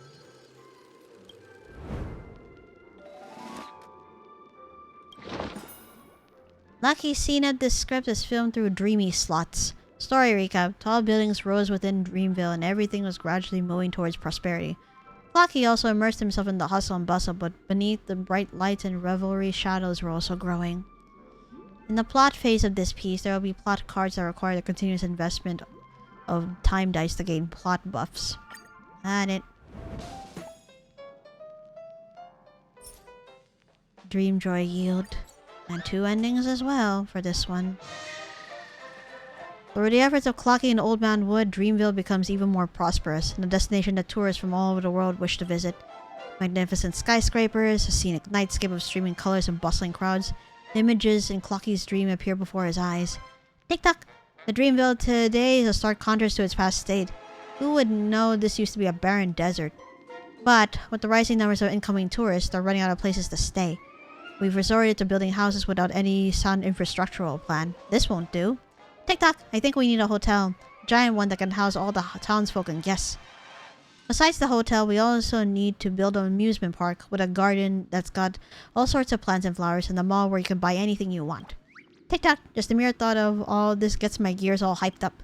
Let's go, friend. Off we go to talk to Professor Owl about these ideas. Clocky's mind conjures a dazzling image of Dreamville. Now he wants to work with his companions and turn this scene into a reality. The danger may be quelled, but the road to rebuilding the town isn't that easy. Clocky will have to contend with many challenges. Ooh. Wait, what? Tick-tock, this target's a bit special, but I'm sure you can do it. What do you mean? It has to be 95? What? What do you mean? Oh god. Clocky visited Professor Owl and Old Man Wood. Together, they discussed what the future is held on for Dreamville.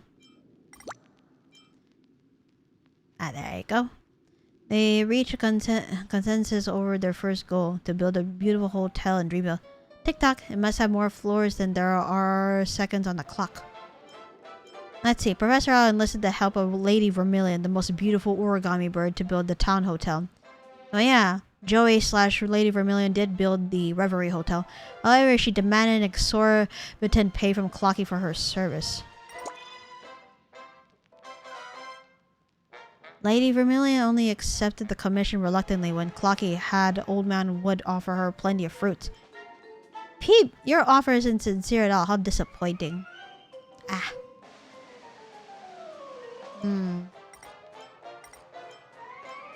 If I do this though, they reach a consensus over their first goal, to build a beautiful hotel in Dreamville. Tick-tock, it must have more floors than there are seconds on the clock, and therefore... Huh. Lady Vermilion was over the moon and promised to do her best in building the hotel when Clocky had shopkeeper Leaf offer her plenty of gold coins. I think that should be okay, to be honest. As that did not sound... Dramatic 13, comedic 23...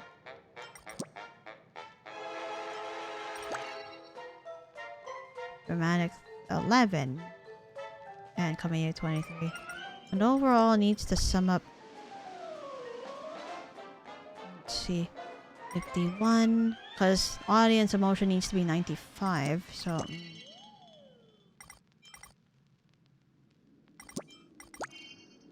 one. It doesn't matter either way.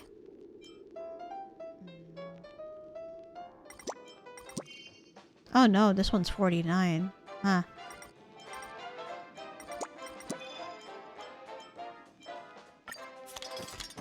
I have to build it up to that though. Alright. Let me see. During the hotel's construction, some strange visitors would drop by and steal valuable building materials, hindering the construction process. Aha.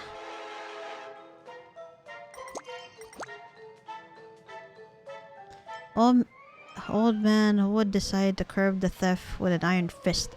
Anyone who's obstructed the hotel's construction would be made into parts of the walls of the hotel. TikTok permanent free accommodation. Jesus. Oh, it went to 63. Hello. No one wait, what happened? To gather materials needed to build the town hotel, Clocky wandered around the wilderness and ran into a pack of robbers. No one came to Clocky's aid and all his money is robbed. TikTok Dreamville security is such bad shape. At 63. But if I end up doing this... and then that... 57. Let's see. Old Man Wood's guards protected Clocky by couching on the robbers. Ahem. All evil shall be brought to justice.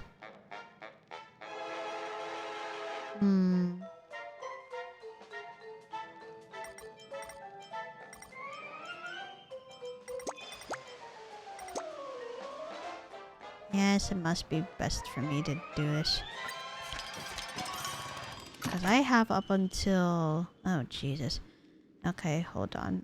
The multiplier. In appreciation of what Clocky has done for Dreamville, Old Man Wood proposed that a large clock be placed in the middle of the hotel as a commemoration. Everyone accepted the proposal. They crafted an exquisite clock together and hung it in the hotel lobby. TikTok, I'm so flattered. Hehe. Wait, but what happened here? To promote the town hotel, Clocky wrote to his friends on the compass and asked for their help to make some promotional flyers and distribute them in other towns.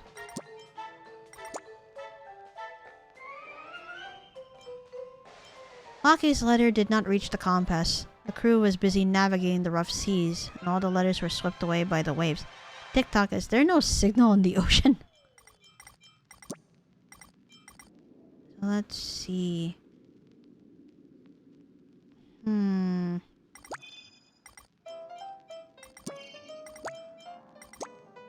Oh.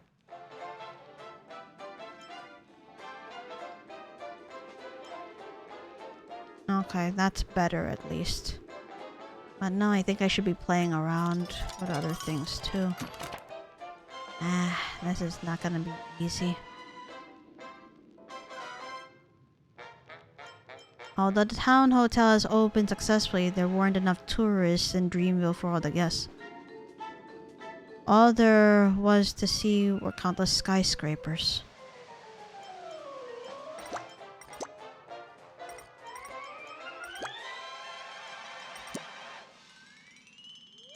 Clucky thus proposed the construction of 12 different streets to Dreamville to cater to guests with different preferences. TikTok! Professor Al and Old Man will approve of this budget, I'm sure they will. Let's see. The main construction of the 12 streets, some buildings in the deserted town had to be demolished. Many townsfolk were reluctant to lose their homes.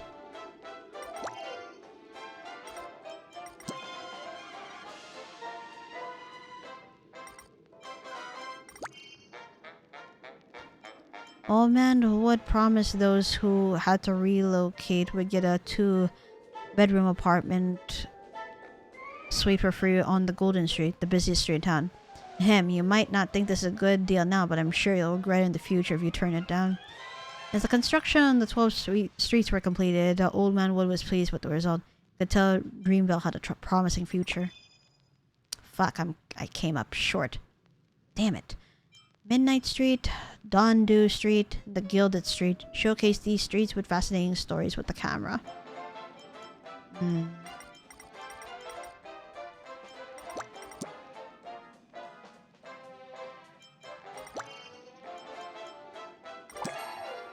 There we go.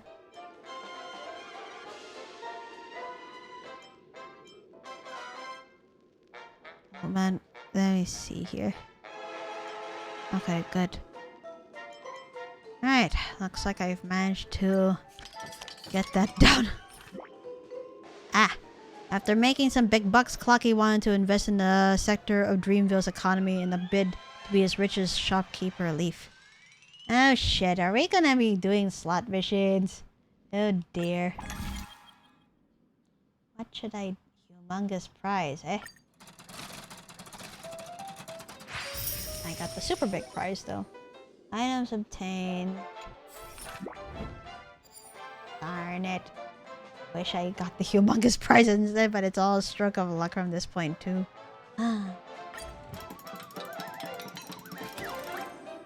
There's only one film better than this one. That's the next work Clock Studios will produce. What happened? I didn't used to care, and now it's like I've caught the Clocky fan club bug. Clock Studios has returned to glory with this masterpiece. I'm so glad of that. Let's continue editing. As Dreamville became more prosperous, Clocky made a fortune and became a tycoon. Clocky, who does not need to worry about survival, spends his days exploring the town and enjoying leisure time. Tick-tock, this kind of laid-back lifestyle is perfect. White Knight, eh? Having gone through a phase of construction, Dreamville is now exploding with interest, wonder, and amusement, akin to a beautiful dreamscape where mesmerized guests linger reluctant to leave. The glamorous town hotel, an unending stream of guests throngs at the lobby. They all hope to find their own happiness in Dreamville. Tick-tock, the Dreamville today is a stark contrast to its past state. Well, now this used to be a barren desert. They all believe they can find their destiny here and treat this town like a dream, just like as Brother Hanu envisioned. Tick-tock, but there are so many people in the town now. Will Old Man Wood really be able to handle them? I too wish to help him, but I'm not great at managing people. Come, friend. No need to overthink it. Let us first enjoy the heck of this place. Tick-tock. Faced with a Dreamville full of fun and opportunity, Clocky chooses to plunge into the revelry, leaving his responsibilities at the back of his dial. Oh no. There are more and more townsfolk, and Old Man Wood is getting overloaded with work. Beneath the neon lights of the town, a shadow grows. Oh shit, we have to go up to 150 for this one. Eck. Clocky took a long break in Dreamville, but his energetic clock movement was always restless. He started craving new thrills. With the determination to create more legends in Dreamville, Clocky's nimble hands started moving again. The origami Reds picked up Professor Owl's baton in expanding the town's territory by constructing a nesting zone on the outskirts. Origami Reds work peacefully in the nesting zone. No issues have cropped up. Heap! Many newbies complain that life at the nesting site is too tough. If they can't even handle the work there, I bet they can't cope with other jobs too. What happens if I... That's 115?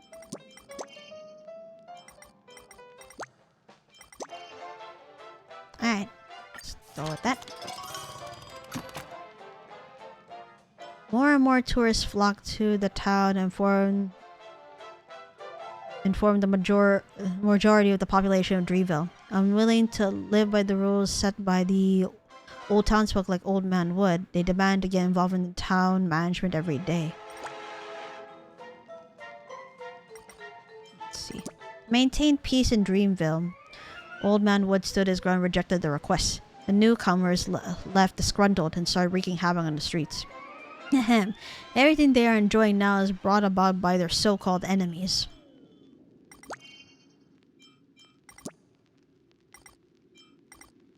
Let's see. Old Man Wood discovered that the history of Dreamville has been tampered with by Scammer Cup.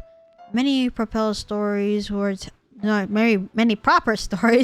turned into jokes, and many tragedies became comedies. Clocky advised Old Man Wood not to be bothered by it. People should enjoy life in Dreamville instead of dwelling in the past. Tick-tock, the past isn't the present, just move on already.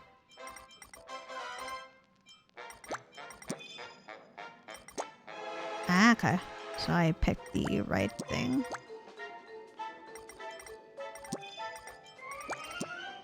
Alright. Let's see, increasing the multiplier. The amicable Miss Note arrived in Dreamville, garnering the admiration of the townsfolk with her beauty and mellow voice. However, Uncle Piano was jealous of her popularity.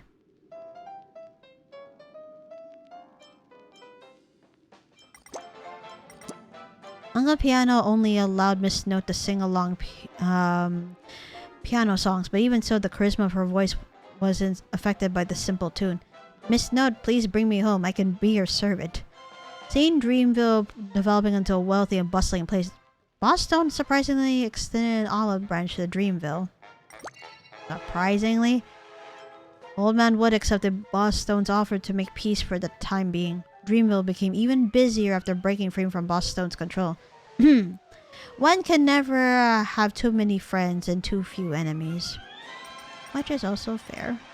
But let me see. If I were to increase it like this. 136. 139. Got it. Gotta maximize on all that. So let's go ahead. Realizing their efforts were in vain, the rebels decided to show Old Man Wood their might. Oh, that doesn't sound good. Now, let me minimize this as much as possible. Ugh. The rebels brought monsters from outside into the town, leaving the streets in pandemonium. Hanu's underlings who stayed in Dreamville all rushed out to the streets to maintain order. Wait, who's guarding the hotel now? Ugh. The rebels sprinkled poison all over the flower fields, causing the flowers to grow scary thorns that started hurting the innocent.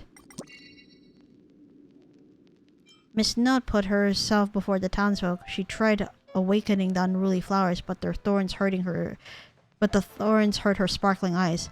Never mind, I can sing without using my eyes. There you go. Clocky hurried to the chaotic streets only to find everything ablaze. He needed to find a way to end this mayhem. Clocky drove his ship into the town and poured the seawater from Blue Street all over the streets, extinguishing the fire. TikTok, why am I always putting out the fires in Dreamville? Well, you yourself said that you never were never good at managing people, so you might as well help in a different way. Ah, betting again. Alright. Let's see how it is this time. Nice! The humongous prize this time. Yippee!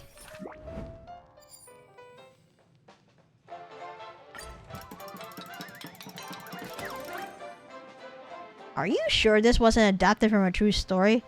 If it's completely made up, the creator must be something else. Just realized this isn't a fairy tale, but a deeply moving epic.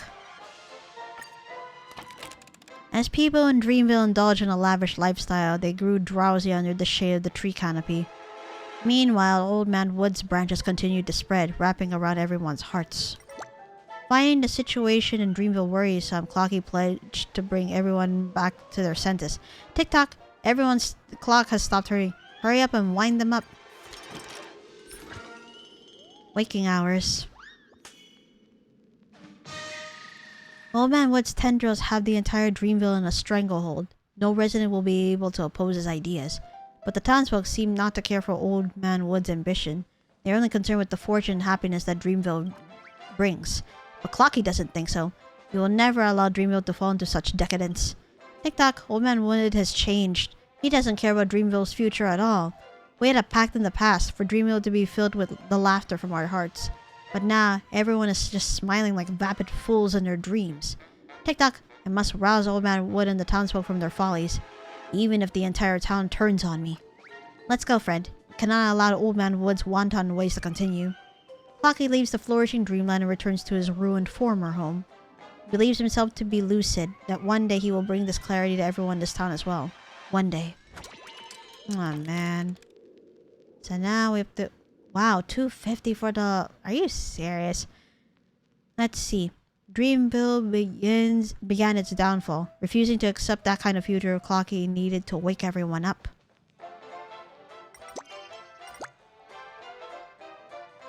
Clocky reconnected with his old friends, hoping to make them see Old Man Wood's mistakes. Tick-tock! You guys, this isn't the town you like, right? Clocky found Hanu's underlings on Serenity Street, but they didn't respond to him with much enthusiasm, as they were under the sway of Shadow Dog. Clocky tried to persuade them, but his actions only drew suspicion and nearly got him captured. Tick-tock, Hanu will be devastated if he finds out about this. That's a huge leap from 170. Huh. Yeah, no. I like the other one better, so let's go ahead. Clocky found Miss Note in the flower fields. She didn't resonate with Clocky's concern, thinking Dreamville was in good shape. That's what you think. Miss Note contemplates the issues Clocky raised, but when she realized Clocky did not propose a solution, she has no choice but to brush him away with her singing voice. La la la! Clocky, you need to start figuring out a solution when you stumble across an issue. Clocky visited Shopkeeper Leaf and Mr. Soda on Gilded Street, but they reassured Clocky that everything would be fine, seeing how prosperous Dreamville was at the moment. Nice, 200. Shopkeeper Leaf and Mr. Soda changed the subject of the conversation, presenting various business collaboration proposals to Clocky. However, those ideas would only exacerbate Dreamville's decline. Tick-tock, the winning odds of this golden capsule machine will bankrupt the people.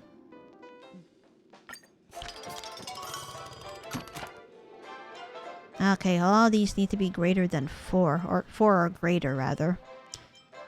Let's see.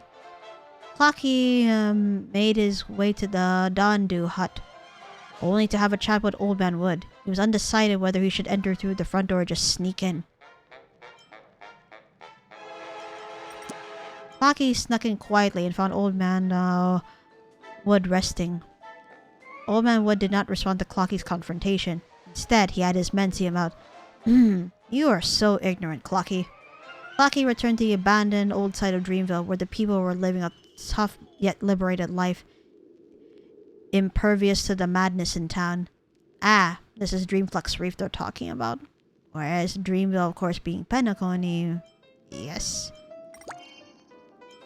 Clocky was determined to revamp the rundown neighborhood to bring happiness to the people there. Tick-tock, if being awakened had to be painful, then no one would ever want to wake up. Clocky hosted a ball on Blue Street. The grand event attracted a dense crowd of tourists and townsfolk. Clocky made a quiet entrance at the ball and invited curious guests to dance. While dancing, he revealed some secrets about Dreamville to them, and rumors started spreading like wildfire from the ball to the entire Dreamville. Tick-tock, you know that Clocky has a hidden treasure in Dreamville. Ah, the Watchmaker's legacy. Let's see. Old Man Wood found out about Rouseville and issues Clocky a warning.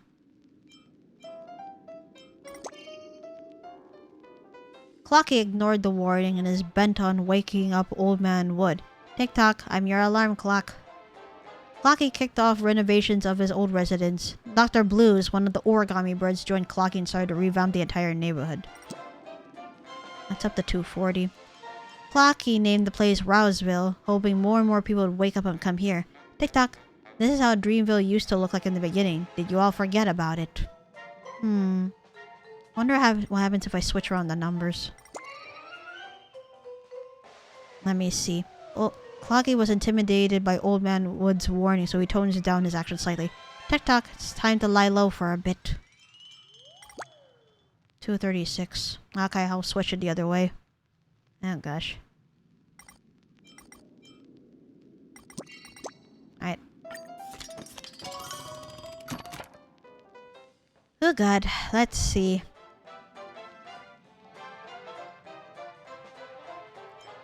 The population of Rouseville was growing, but Old Man Wood's branches kept encroaching the village's borders. Due to the worsening living conditions, many chose to return to Dreamville.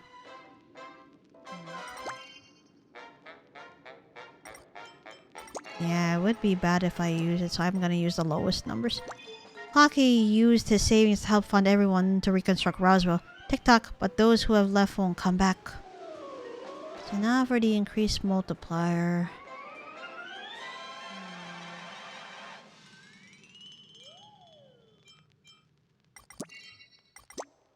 Ooh, Mac, no.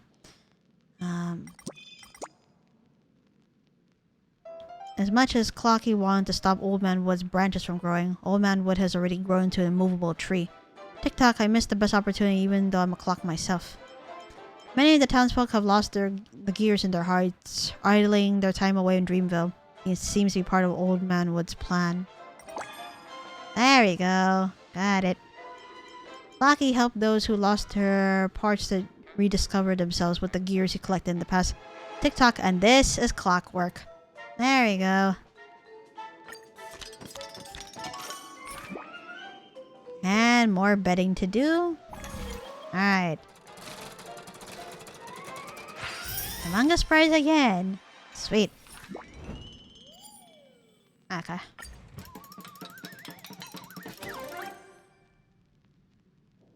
Alright. Everyone is good. But this one... Despite Clocky's numerous efforts, Dreamville still didn't change much. Decadent desires still festered in the shade of Old Man Wood's canopy. Clocky was exhausted, and his hands slowly rust. The story of Dreamville was coming to an end. Tick-tock, the past is like a dream. The classic ending. Compass undead. Clocky's pranks cause excruciating headaches for Old Man Wood, but Dreamville has not changed because of his antics.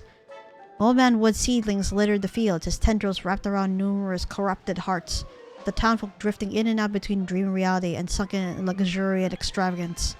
So, has Clocky failed? Tick-tock! My friend, I'm sorry. Dreamville remains the way it has been. I have no way to change it. Tick-tock, I'm so sleepy, so tired. I really want to rest. Clocky's hands tick slower and slower, images from the voyages of the past appearing before his eyes. Tick-tock, can the Scammer Cup really protect Roseville? Will Hamster Ball Knight still clinch the championship next time? Can Miss Note sing the most beautiful song that beats from her heart? Will Brother Hanu return to protect the town? Will Shopkeeper Leaf sell things that shouldn't be sold? Will Old Man Wood remember his original promise? Tick-tock, Master Hat, Armchair Boy, Mirror Princess, Captain Revolver. Where's their compass sailing to now? Tick-tock, the compass! That's it! The compass! Friend, the compass will return again someday. When that time comes, the other crew members will come help us. Ah, the Astral Express.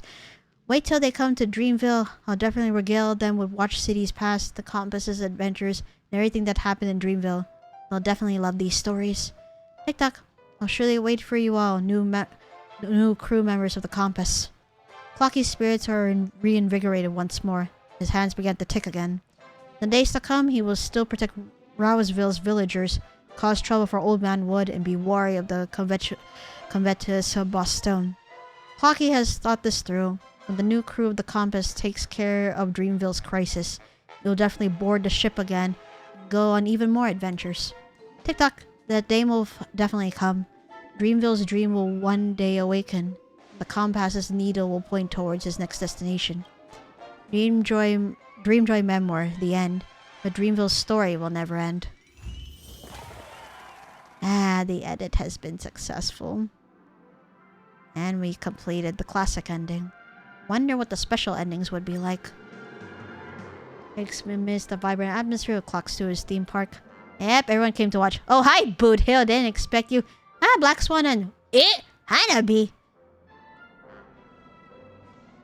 Look, that's Clocky's latest film. Oh, it has been such a long time since I watched animations in the theme park. I'm nostalgic.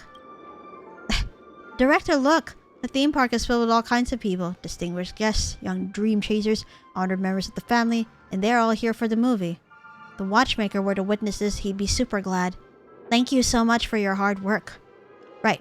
I wonder if the watchmaker's message managed to get past to the audience. Director, can you ask the viewers for their opinions? Sure. I see Mimosa, Mika, Black Swan, Hanabi. And guess... Wait, but Boot Hill was here too earlier, wasn't he? Or did he go away again? Oh, no, there he is. Oi, Boot Hill. Lycoris, is that you? You cooked up this film? Hot diggity fudge, that's some mighty fine work. Just so peak. Well, I'll be hornswoggled. I reckon them clockheads were for young'uns fresh off the teat. Turns out they sure did a fine job with them. How would you rate this movie? Fudge. It's the fudging best. Huh? What do you mean? I love fudge too. Hot fudge. What I mean is y'all did mighty fine. Especially that Captain Revolver. Darn handsome as a wild stallion. Oh, my great director, I'm now a fan of yours. Please make more fudging awesome films like this one. Now then, Mimosa, Mika. The audience is pleased. Even if they can't discern the deeper meaning behind it, the movie itself is quite fun. You're right. For viewers who are here to seek entertainment, the movie is just an animation. But if someone can decipher the hidden messages behind the camera work, performance, story, or even a single line of dialogue, then they will be able to meet the watchmaker's soul and listen to the past dreams. What do you all think? As the movie scenes played before my eyes, I could see the watchmaker poring over his work before a desk. I could tell that he amended some stories in the movie based on my past suggestions. I grew up watching Clocky too, and I've always wanted to see Dreamflux Reef in the animations. And today, I'm finally able to see our Rouseville. That's all I wanted. Thank you for letting these stories hit the screen, distinguished guest. I've requested from Lady Maven. From today onward, I will assist Clock Studios in their steady development as a consultant and keep the hands of Clocky turning. I'm sure it will continue turning. The story of Clocky will never end. I want to thank you too, Lycoris. With the help of this movie, I'm sure more people will pick up their forgotten past, ignite the flame of wakefulness within them, and brighten their future. I'm sure the watchmaker will be pleased to see such a future. Glad that settles... that settles things. Alright, I'm gonna do Hanabi last, so last one. Lycoris, this is a great movie. I like it very much. What are your thoughts?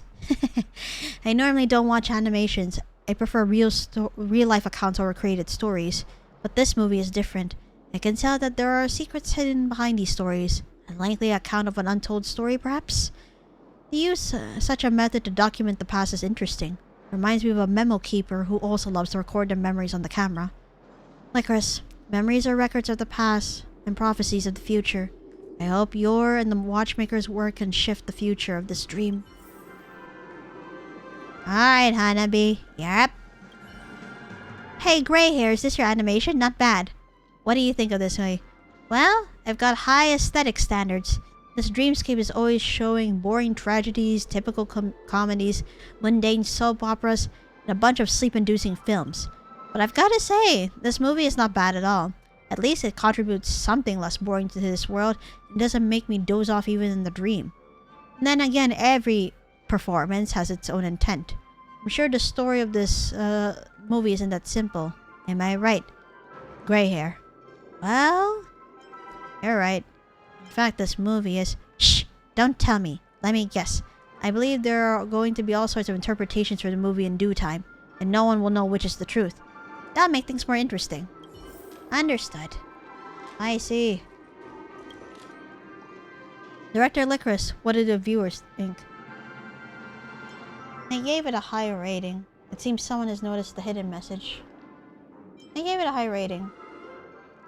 Haha, that's for sure. This movie is arguably the best work of Clocky in the past 500 years. Director, working with you is like returning to the golden age of Clock Studios. I was working with the watchmaker and continuing the adventures of Clocky alongside him. Now I think about it, we were actually engraving the history of Penacony. I understand why Mr. Watchmaker chose to hide it from everyone. After all, how could the creation of this work bring so much joy if everyone was under such pressure to create it? Clock Studios will continue to move forward with this mission.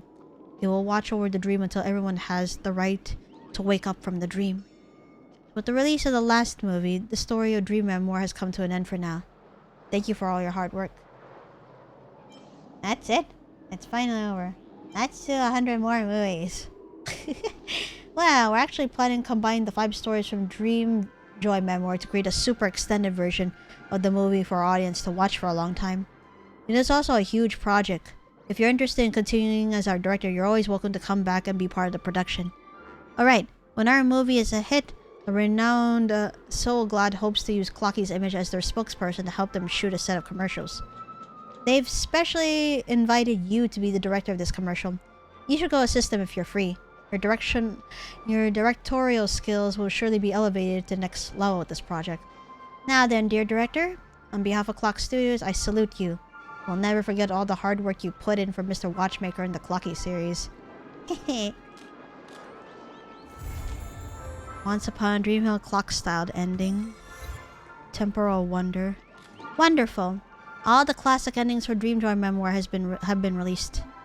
You can even continue to explore the film's special endings. Complete commercials, extras, or challenge to anthologies edits. Got it. But I wonder if that came up. Director, you're back. You want to do some film editing? Let me check. There's something I wanted to check. Alright, claim this. I see. So the rest of the accomplishments I need to do is to go through the alternative endings, since we went through the classical ones. Alright, so let me just go ahead and do this collab advertisement. Bubbly Clocky. Hehe. Ah, we're gonna be entering there, huh? Alrighty. I just wanted to finish these last bits. Wait, there's a thing over here. Maker's Diary about Mecha Town. Soul Glad, the source of joy, the quintessence of dreams. My friend, how about a bottle of Soul Glad? Have a sip first. Grab a bottle of Soul Glad, make your dreams a blast.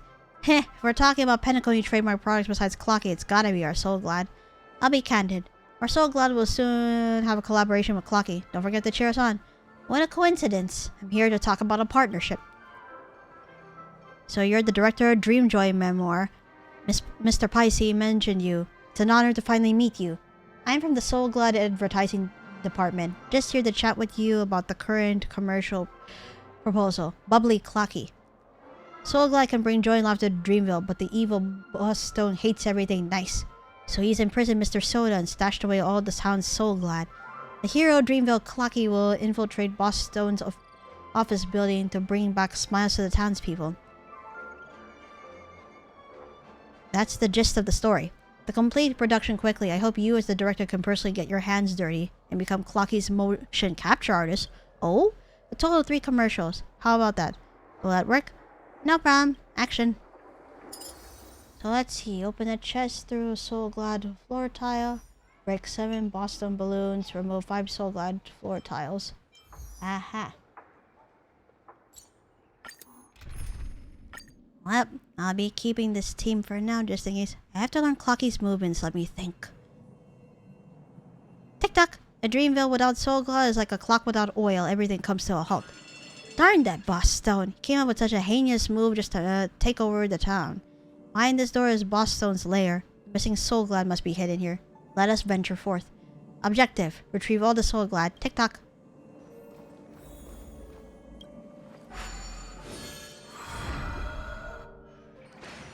Tick-tock? What a strange room. Boss Stone appears to have used Soul Glad to lay down many mechanisms that allow wall walking. Looks like Soul Glad's got plenty of amazing uses.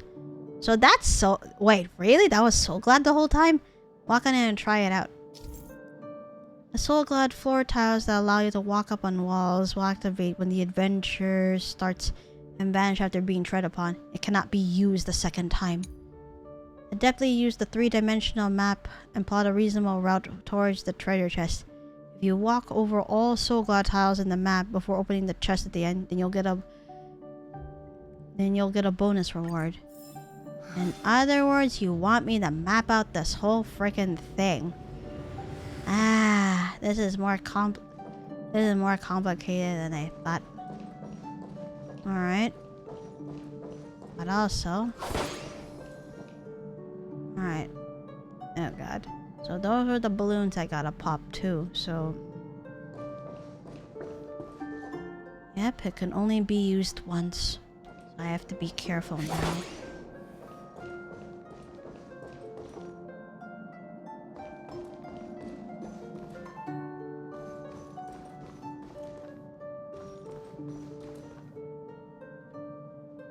I see. I see it. That's the chest stash with the soul glad. We're almost there. Before I even consider doing that... Wait, how... What the heck? How am I supposed to... Oh no. Unless we can somehow reach up there.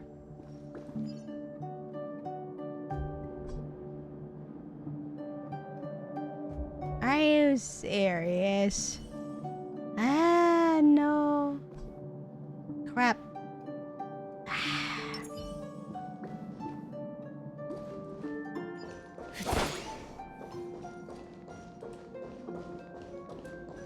Right. I go ahead and... Oh boy. Okay.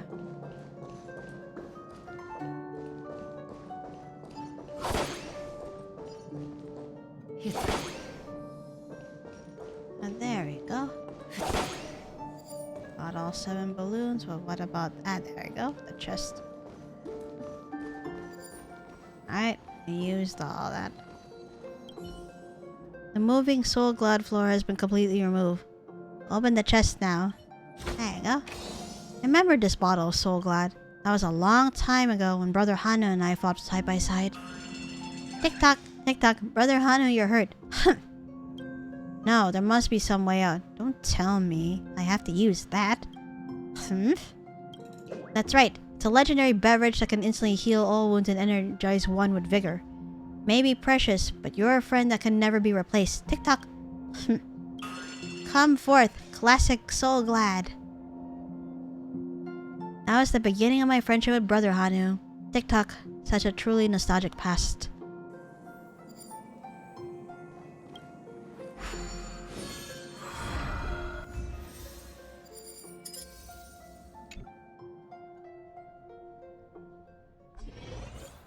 Very nice. Good job, director. I know you're a stickler for perfection, which is why I told them not to tear down the set yet. To make it convenient for you to make subsequent revisions or reshoots. Feel free to contact me if you run into any problems. Soul Glad is at your service. I kinda want to complete it. But not just yet. I think for now, let me go for that last extra story we haven't filmed. Just before I go out for the night. Alright, begin editing. And there you go, the extra story. Boss Stone's extras. Alright, where is his extras located? Ah, over there. On the other side, it seems like. Wait, just to double check. Alright, we're going in the right direction. Oh, another lore piece to pick up. Supernatural Encounters in Paperfold Academy. Written by an actual memory zone meme. Oh, hello? Clocky! Wait, hold on. Let me do this first. To curse this job and curse Boss Stone. The trailer for Boss Stone's extra story has been released. No way! Such terrible news and so soon. Clock Studios may as well just take my life and be done with me. If Boss Stone was a powerful and clinical robot, I wouldn't be so worried. That kind of bad guy would bring in a stack of fans. But him? He's just a stupid fat crocodile. You can't even sell crocodile balloons as merch. Putting aside his popularity for now, I have no idea how to write his story. Boss Stone is the villain of Dreamville and therefore is the enemy of Penacony. But just look at this harmonious and friendly plan of festivities. Who could ever view this place as the enemy? The IPC. The family. The Astral Express.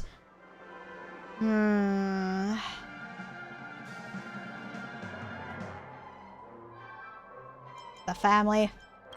Oh my word. Director, please. Can you not say such crazy things? However, our boss really doesn't get on with the family well at all, so maybe actually... can't bring myself to think seriously about it. But no matter who that person is, I know absolutely nothing about this crocodile. So could you help me riff some good ideas, please, director? No problem. Thank goodness, you're a lifesaver. You can handle the whole thing then. Fine. Let's say no more and just get started right now. Hey there, viewers. The protagonist of the story is one big bad egg who we're all very familiar with, Boss Stone. A long time ago, he subjugated the townsfolk of Nightmareville and did all kinds of wicked deeds. Also, he could get beautiful trash, wholesome love, precious stones. Precious stones. Yes, yes, stones. In the world view of Clocky, stones seem to be super important. All Dreamville is built upon stones. Let's continue then. Boss Stone did all kinds of wicked deeds to townsfolk. Also, he could get precious stone. His behavior grew increasingly excessive. The stifled rage of the townsfolk began to grow and grow. One day, a meteor crashed into town. The crocodiles were at a loss for what to do, creating a chance for the townsfolk to launch a counterattack.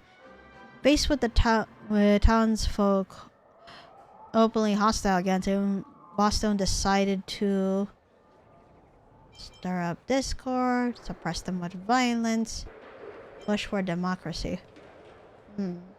Either stir up discord or suppress them with violence. Suppress. Ooh, what a brutal and ruthless guy.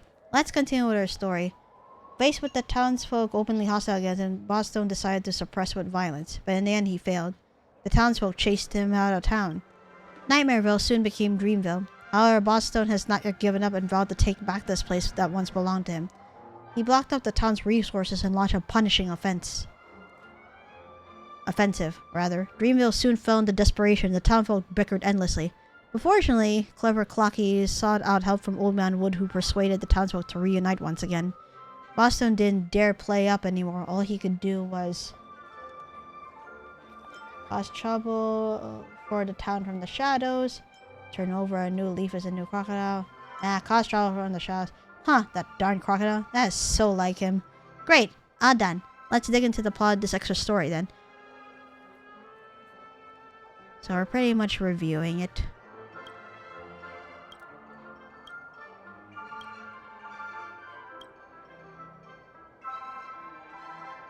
I think. Okay. Yep, precious stones. I mean, he did try to put violence in there too, so there you go.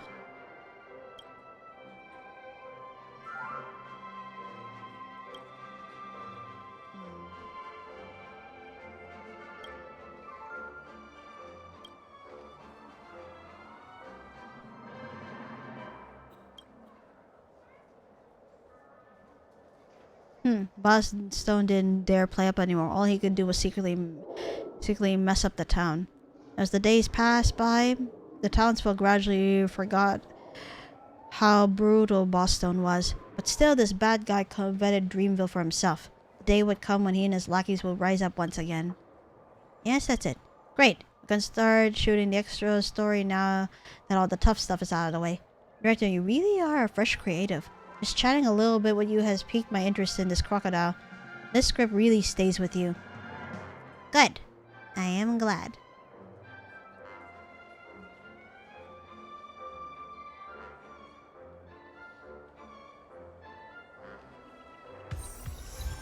Yep, Clocky and his companions.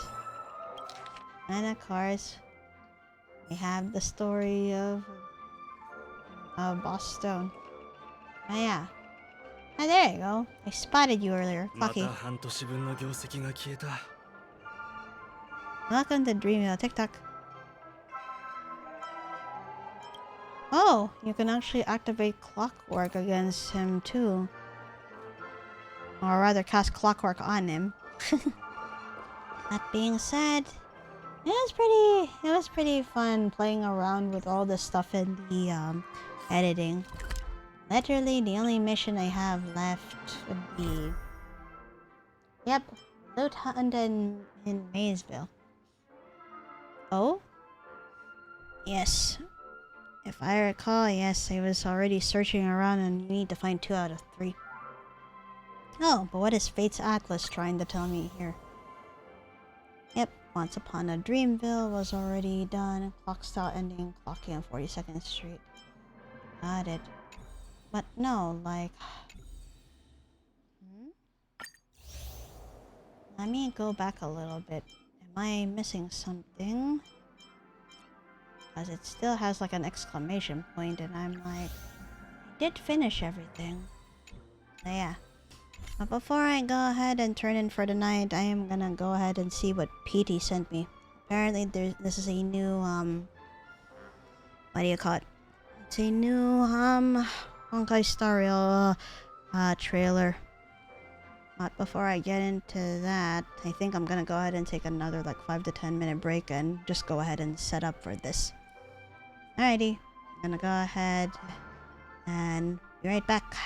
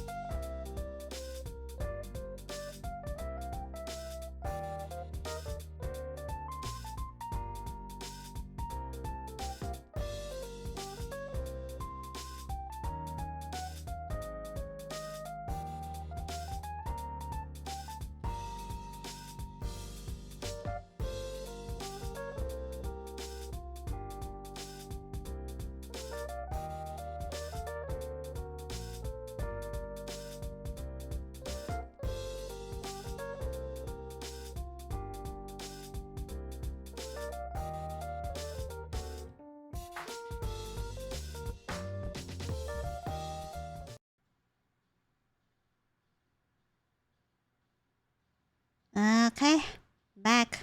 Let us go ahead and watch the new Honkai Star Rail trailer, which seems to focus on Firefly slash Hotaru. Especially since, wow, the time's too fast. Her banner's getting released next week. Alright, let's go ahead.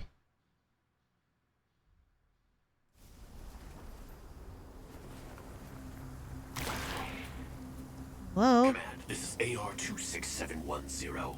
Please respond. I don't think they'll respond. Oh? What should we do? With the only They're surviving more around? like Sam. No matter what, we have to get in touch with the others. Huh? If that's the case, it'll be faster this way, right? Hey, you. Whoa. I Wow. Article 4 of Glamoth's military regulations. Leaving the cockpit is strictly prohibited. This way, we'll be discovered very quickly. Are they all Even though we'll be punished. women? Huh. That can't be helped. How many times is this for you now? Oh, fireflies. Leaving the cockpit like this. Wow. It's pretty. Oh shit. Ah! Article 2 of Glamoth's military regulations. Remain on guard. Article 4. Leaving the cockpit is strictly prohibited. Do you have a death wish? A Firefly Type 5 personal escort model. Very nice. Oh, hello. Wow. The odd one out now. You can't connect to command either. Why don't you join us? No thanks. I'll just pretend I didn't see anything. What's this? Ooh. Picked it up on the battlefield. It seems to be a civilian device. Even though it's no longer working. And the So lens it's a is camcorder. If you look through the lens, it feels like looking at a whole different world. Lens? No wonder. Like everything about Goggles. this trailer is so pretty and shit so far. We're Look not the same. How would we tell each other apart? Your hair is very unique. Thank you. I've been growing it out. Well, she is It's pretty. also proof of your experience. But sometimes it gets in my Looks like Kawaru from I'm Evangelion. not sure I agree. how to put it up. Your turn. Are you really not going to say anything? Comms are back up. Article 8. Surviving knights should immediately return to their units.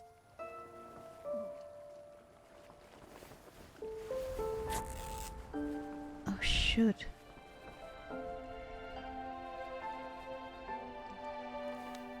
Looks nice. It really suits you. Actually, it's Asuka, Kawaru, and I hope we can Mari. see stars on the next battlefield. Yeah, I can see that actually, PT.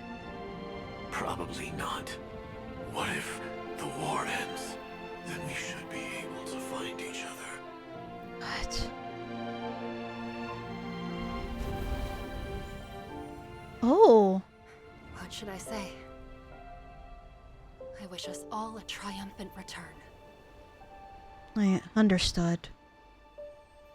And there's Ray. Yep, I can see that too. Ah, shit. I am prepared for like a sad backstory and all that too. Oh no. Any case, thank you for watching this with me. And time to head into debrief in 3, 2, 1.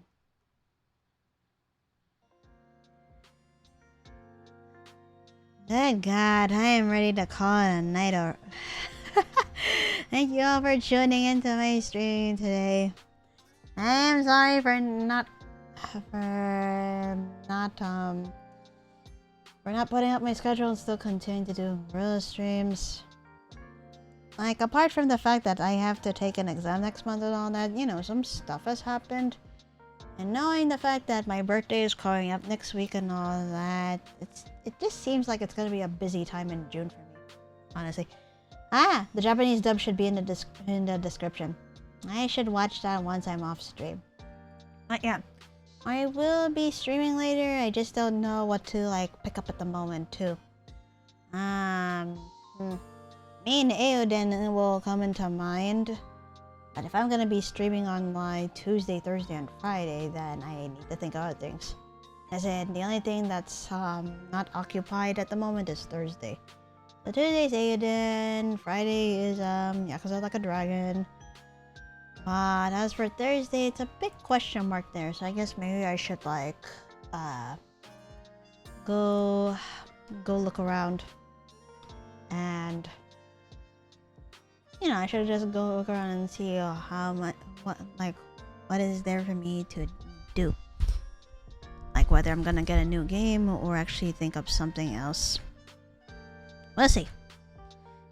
In any case, it is like 12 midnight over here. It's like about 12, close to 12:30. I think I should just go ahead and head out. Again, thank you all for joining into my stream, and I'm just gonna call it a night. Bye-bye. We'll see you all later. Yasumi.